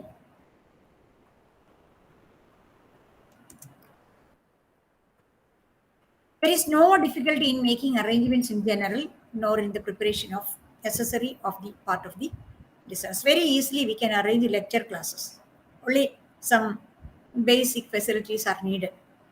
We can easily arrange, even in digital mode. On a topical or a current subject, the lecture method is bound to create interest. So if we are giving an explanatory study or a very broad descriptive way of information passing through the students, passing towards the students, lecture method is best. The teacher, if and like that, it is for great experts. That is also good because they can communicate a lot of things. There is no that type of restriction in lecture. The teacher can freely give impressions and interpretations and explanations, clarifications to the learners on any matter. A group of well experienced and knowledgeable participants can have an opportunity to get. So it is according to the group. A learned group always accept lecture methods. But a group which doesn't have the specific basic level of knowledge will be difficult for that, where we have to implement some other methods like demonstration, experimental experiencing, etc. That also have to be considered while preparing the strategies for adult education, to whom we are going to interact with, what type of education is going to be imparted. That has to be considered. But in a normal way, for imparting knowledge, lecture method is good, I think. And controversial areas where no discussion is needed, where quite large, big groups are there. All in that all field, lecture method is very safe, and it has disadvantages also compared to it's a one-way process. Students are simply hearing. Sometimes they feel monotonous. The boredom will be there. No feedback is from the student. So the teacher is telling and telling. If some error happens, then also that will go home. That's a very big disadvantage of this thing. So one-sided teaching. If the lecture is not interesting, also it will make, and it is incorporated with many other devices and techniques, will be very interesting, and the span of attention is very short in lecture. If we are seeing a dramatized material or a role play, definitely the full-fledged attention will be there from the side of the, because it becomes so empathetic, and the students, the viewers are becoming in the position of the part of the role player. But lecture method is not like that. They have to pay their full attention without breaking their span of attention. So retention is also, because simply continuously it is going on. So it's difficult to retain. If it is an activity oriented thing, that will be in our mind. We will visualize the thing. Even if we haven't have any reading on that, that visualization will make us to write something, read something, say something about what we have seen. So the passive listener's status will be there for the audience, and there is no opportunity to give immediate feedback or to check. Is like that. So many disadvantages are there. Even though another, then at that time we can go for another method according to the symposium. We are conducting symposiums for getting expertise ideas before a group. Storytelling techniques are there. Quizzes also is a teaching style. Quiz, we are thinking that it is an evaluation technique, but it is not only an evaluation technique. It is a teaching learning technique also. That's why questions we are asking. Questions are not for assessment. So many times we can say that all the evaluation techniques can be utilized as teaching learning situations. That's why it's Socratic method, but questioning was there. So if we are asking so many questions, that is quiz sessions after conducting a study, after studying also, before also, prior to the learning sessions, we can conduct quizzes to know the prerequisites or the conditions of the learners. So quizzes also even we can utilize as a learning strategy or a device for studying education. Debates we can conduct, panel discussions we can conduct, seminars, conferences, brainstorming sessions, bus sessions. You know that using that type of equipments, with the control of this bus sessions are there. Workshops are there. Workshops, we are getting more experience, because workshops are practical oriented things, not like other sessions. In storytelling also, it's very interesting, because the descriptions, etc., are very interesting, and stories have the ability to keep the span of attention, and at the same time retention ability will be also more in storytelling than some other things. That is why to children, small children, we are giving storytelling as a technique. This is not only for small children, especially in adult education. Adult learners are also like children. So some learners of very aged learners, they always want to hear stories. But youngsters can engage in workshops, because in workshops, some skill oriented things, practical based experiences we are imparting. Always young learners are interested to do things in that. Like that, the research oriented attitude, people who have research mind, and in a very big group, a learned people's group, if we are imparting some adult education, we can conduct case studies for analysis of one particular situation.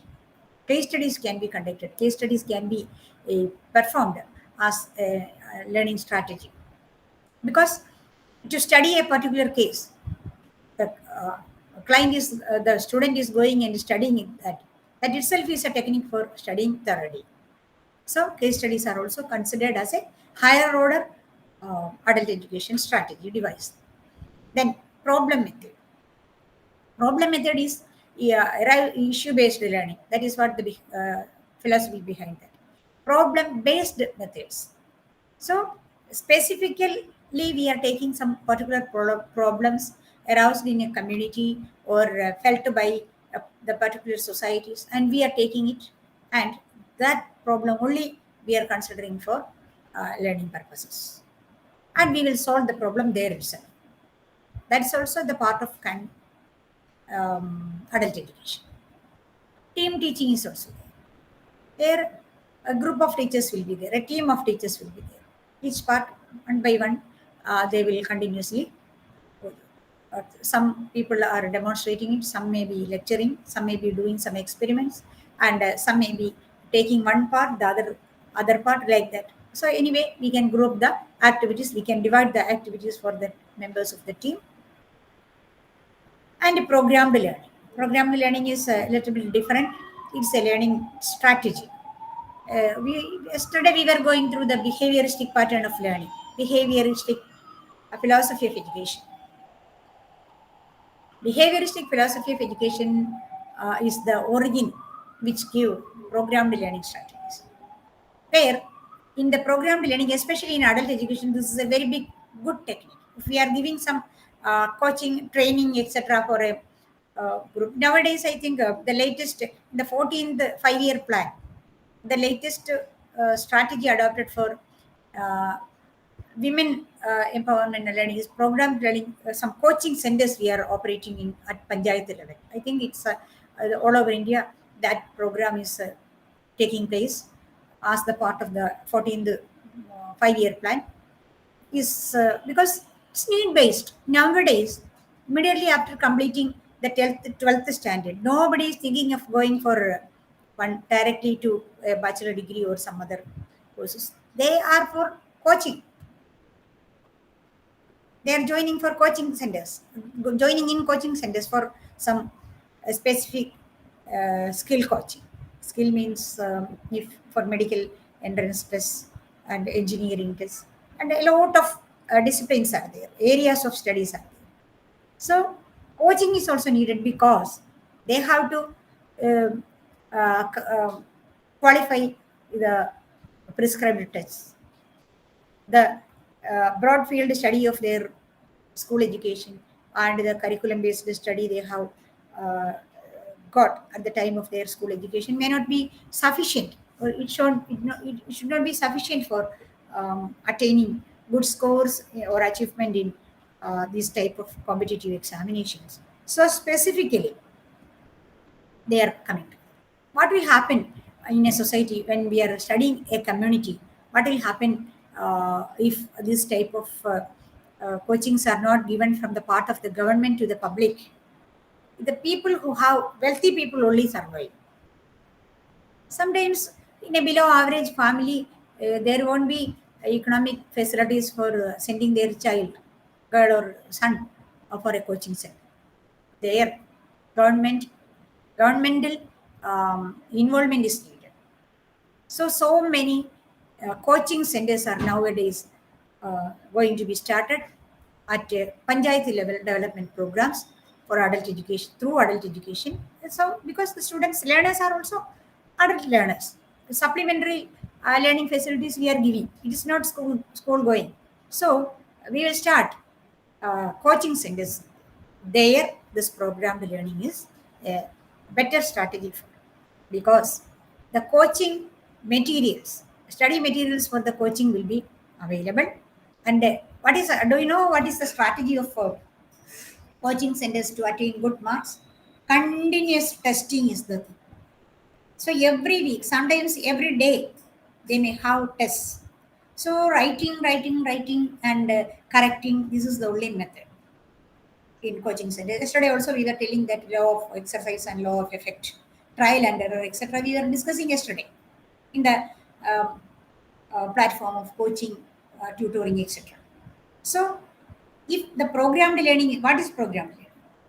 They will frame small modules of content materials in a particular manner, and each module will be given. Immediately, questions will be asked and responses will be elicited. And whether the response is correct or not, that feedback will be given immediately. And that feedback will motivate the learner to go ahead. So, in a systematic programming way, study materials are arranged and learning is occurred. Because this program learning I didn't mention anywhere. That's why specifically I'm telling a little bit elaborate. So that is also a technique. Another technique is assignment. Assignment is also learning technique. Because when we are preparing you people have to prepare assignment for each course. MAE 1, 2, 3, whatever courses are there with your program, all have to prepare each assignment, one assignment each. Good learning method. How it becomes a learning method for you? This also I have to tell a little bit because this is totally applicable for. It's totally applicable for you people, MA adult education or postgraduate diploma adult education students. Because when you are preparing your assignments, consider it as a learning strategy, not mere internal marketing. It's not an assignment.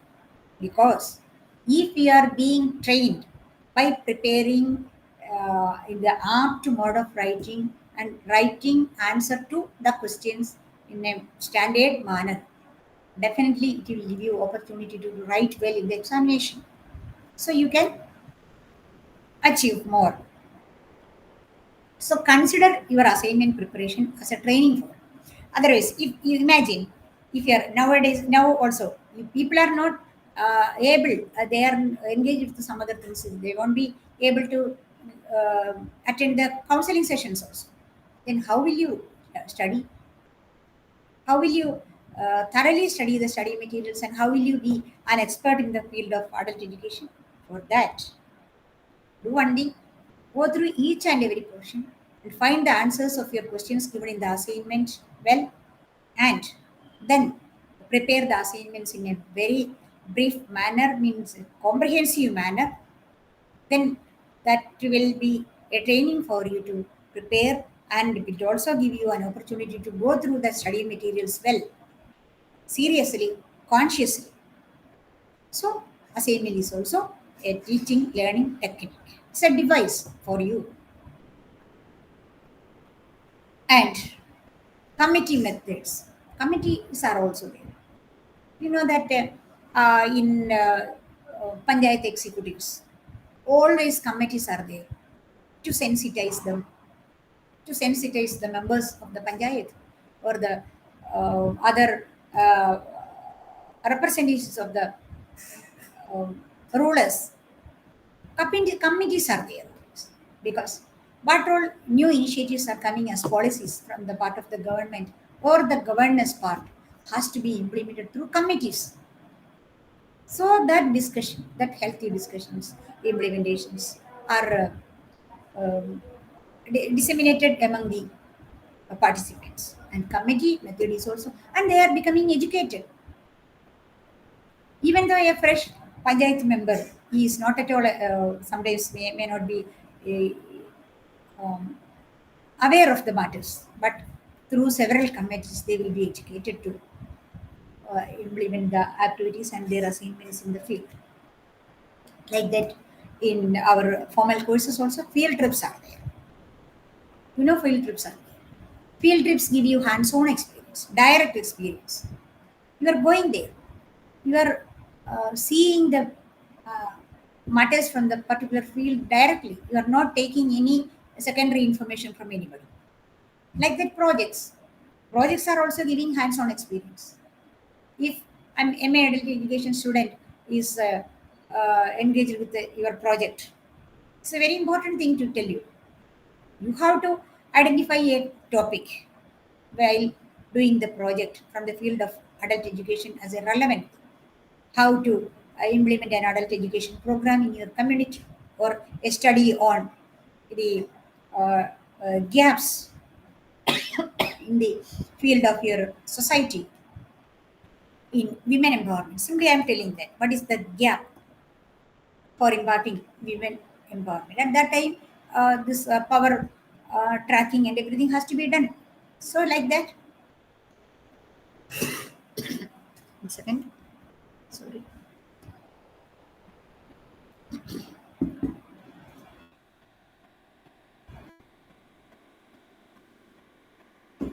Okay. So that project will make you capable to get some hands-on experiences. So definitely in that view, you have to engage with the uh, activities on your project. In the coming classes mode means not for this particular course, but there is a course is there for you for particularly for research methodology and all. Then you will be educated to prepare projects and how to be engaged with for the part of this adult education completion of the part of the adult education program. There you will understand how systematically we are conducting projects and what the project in which way projects are enriching you to study things. Like that role play already I have told. So in a particular situation, have you?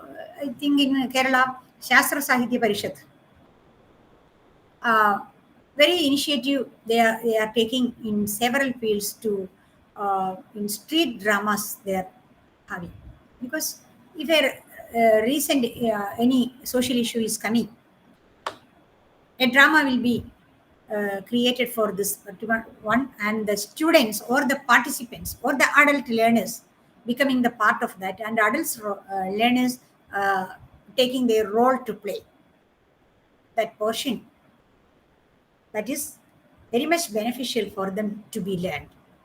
So, in particular short-term training programs, role play itself is a training, not as a single device, as a device, one devices, one among other devices, but as a single device, it can be utilized for a whole program, short-term program. The whole program will be imparted through role plays. That is also taken place nowadays in adult education. Then, in some professional training, teaching practices are there. Teaching practices, especially teacher training programs. In teacher training programs, teaching practices are there. Teaching practices, students are working in the real teaching setup and they are behaving with a full-fledged strategical approaches to teach the learners, and they are getting trained. That is there. Like that, in teaching profession, another strategy device is utilized for micro teaching. What is micro teaching? Micro teaching is, in the name itself, you can understand that what is micro teaching. Teaching in micro sense. Teaching practice is a macro teaching, where the whole performance of the teacher is found out, is observed. The teacher every day, like a professional or an appointed teacher or an in-service teacher, the trainee teacher is also going to the school or the college to be involved in the teaching practice, and the preparations for the content they are making, they are preparing the teaching aids, they are going to the classes, they are teaching it, and observations are there from the part of the mentors, and criticisms will be there, feedback suggestions will be given for them for their improvement, and finally they will be well trained in that. There, the total performance of the teacher, how the teacher is totally performing in the classroom, that is what observed. Or for that only they are trained. But prior to that, one training is given for all teachers all teachers who are going for teaching practice. That is what micro teaching means. The totality of the performance of a teacher is based on so many micro skills. For example, a teacher should be capable to ask good questions.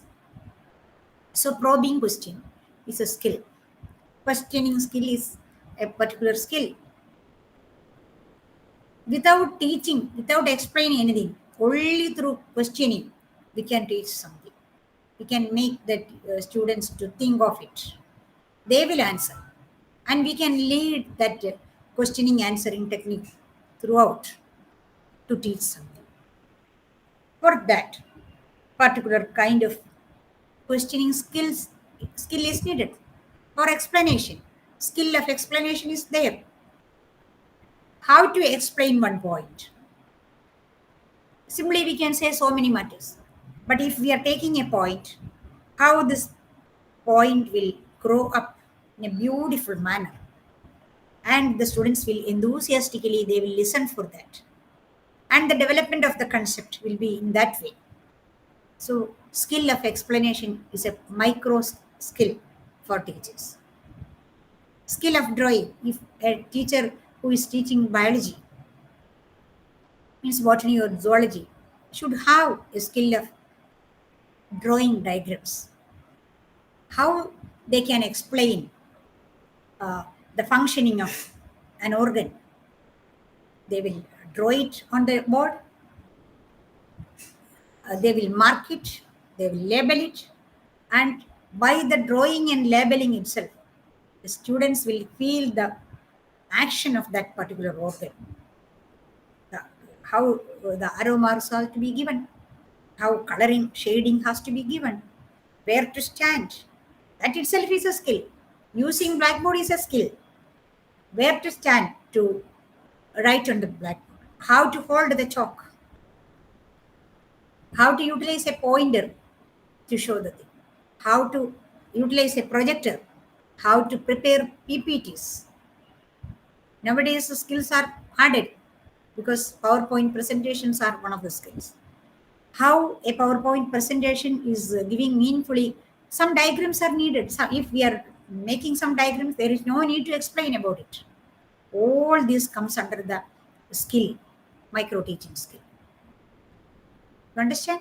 So separately also, training can be given for teachers. And all together, after a while, they will automatically mix up all these things, and they will perform in the class for macro teaching. That is the totality of the performance of the teacher. So that is also a teaching technique.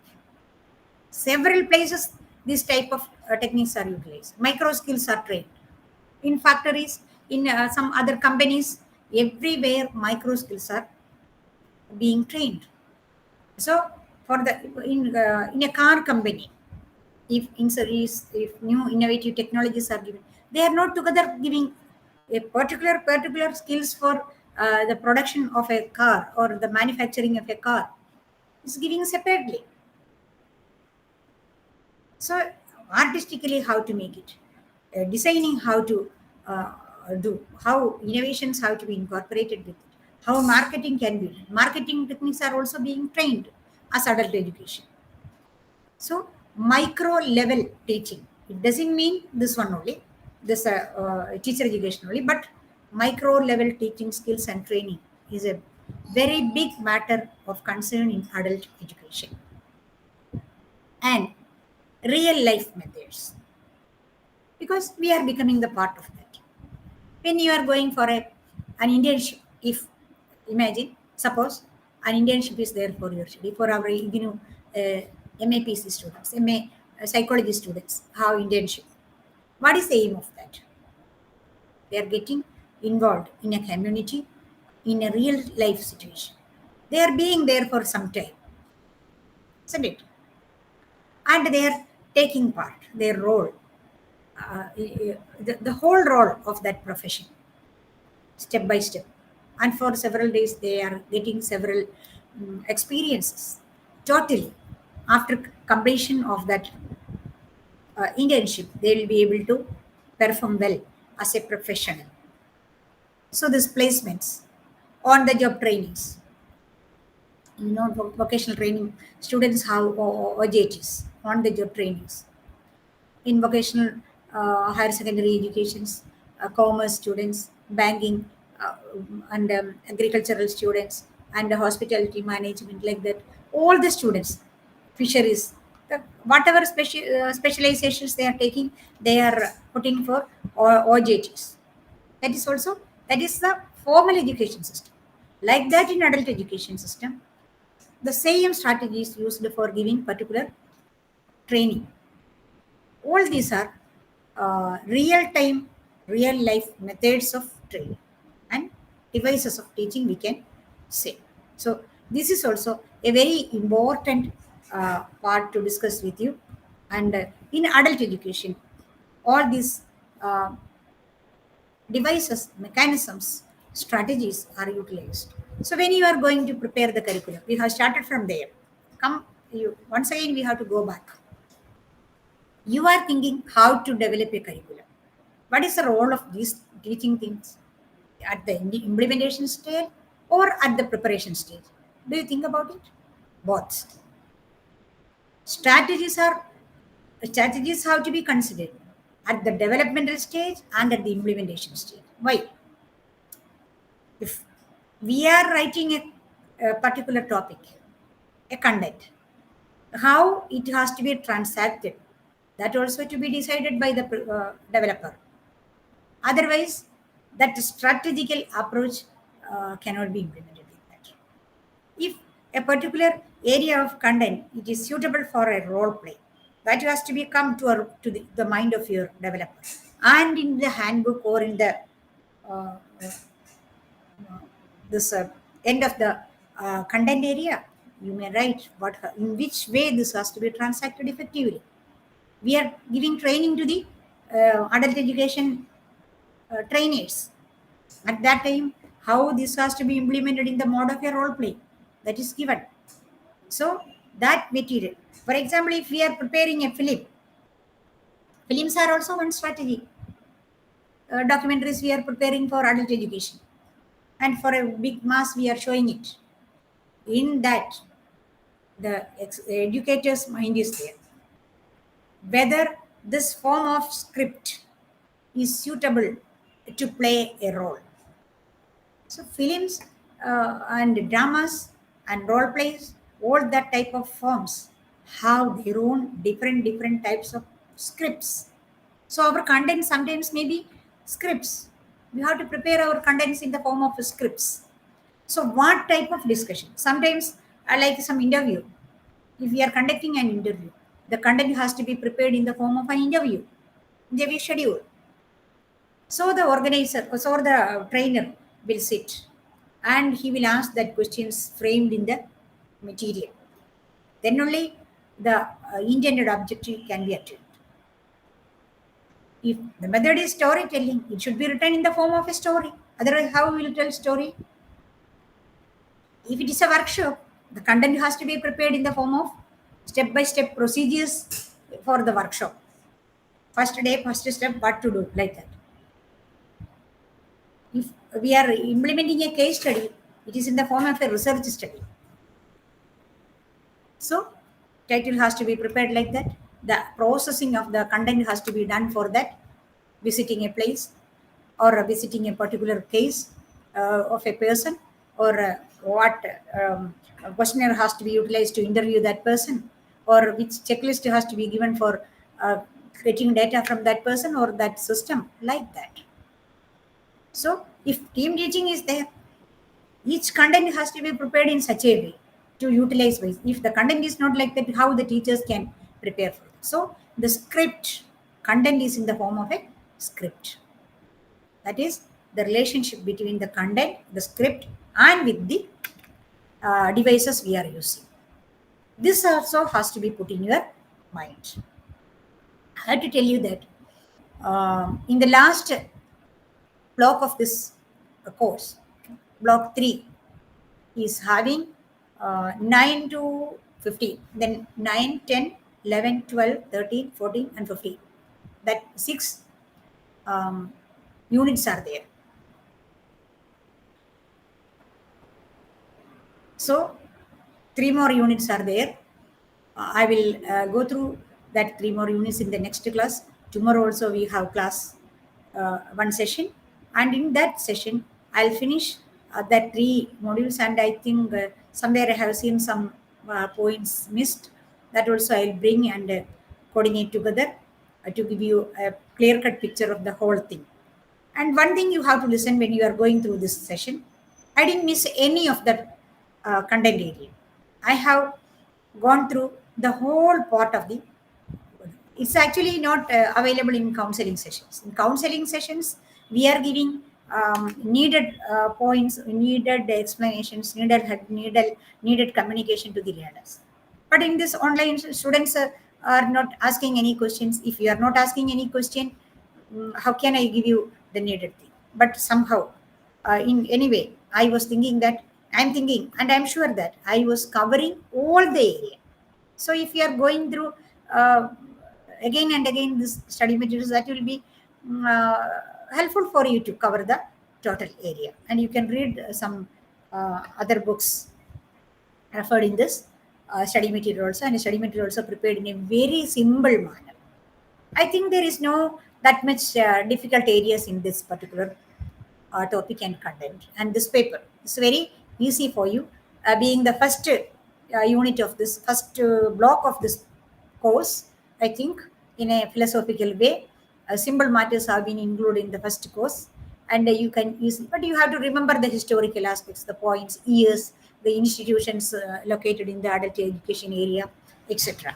That you can do. So systematically conduct a study. Go through your study material, not the points of the study materials, and and at the end of every unit, so many questions are there. In between, also feedback, follow-up studies are checking your progress by giving questions. So don't simply avoid all these matters. If one question is there for checking your progress, check it. If it is not, you are not able to answer satisfactorily with the question given in the checking area, once again you go back and read it or hear the lessons, then you prepare.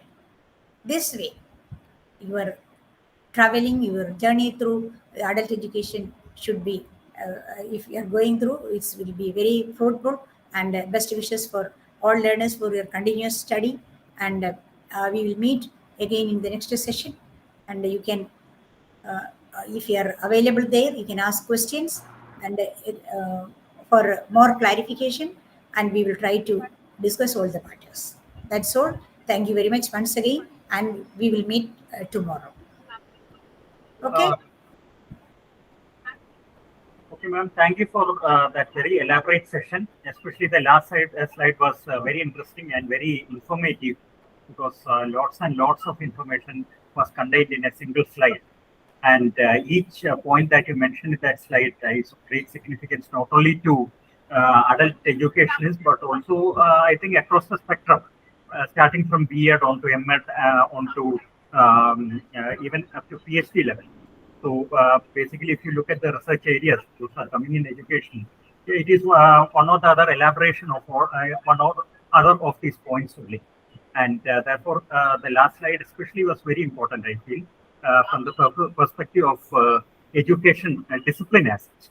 So I congratulate you for that very elaborate and very precise presentation. It is not very common that in counseling sessions we cover such a large gamut of issue areas, because the time span given to all of us is very small for counseling sessions. But in spite of that, we have covered all the areas involved in this particular unit in a very precise and elaborate manner. It is always a pleasure to have you with us for all these counseling sessions, and for future sessions also we look forward to your presentations as well as the academic input that you will be providing to all the learners. So thank you so much, ma'am. Thank you for your presence and your great effort. I know that you have been online for more than 2.5 hours.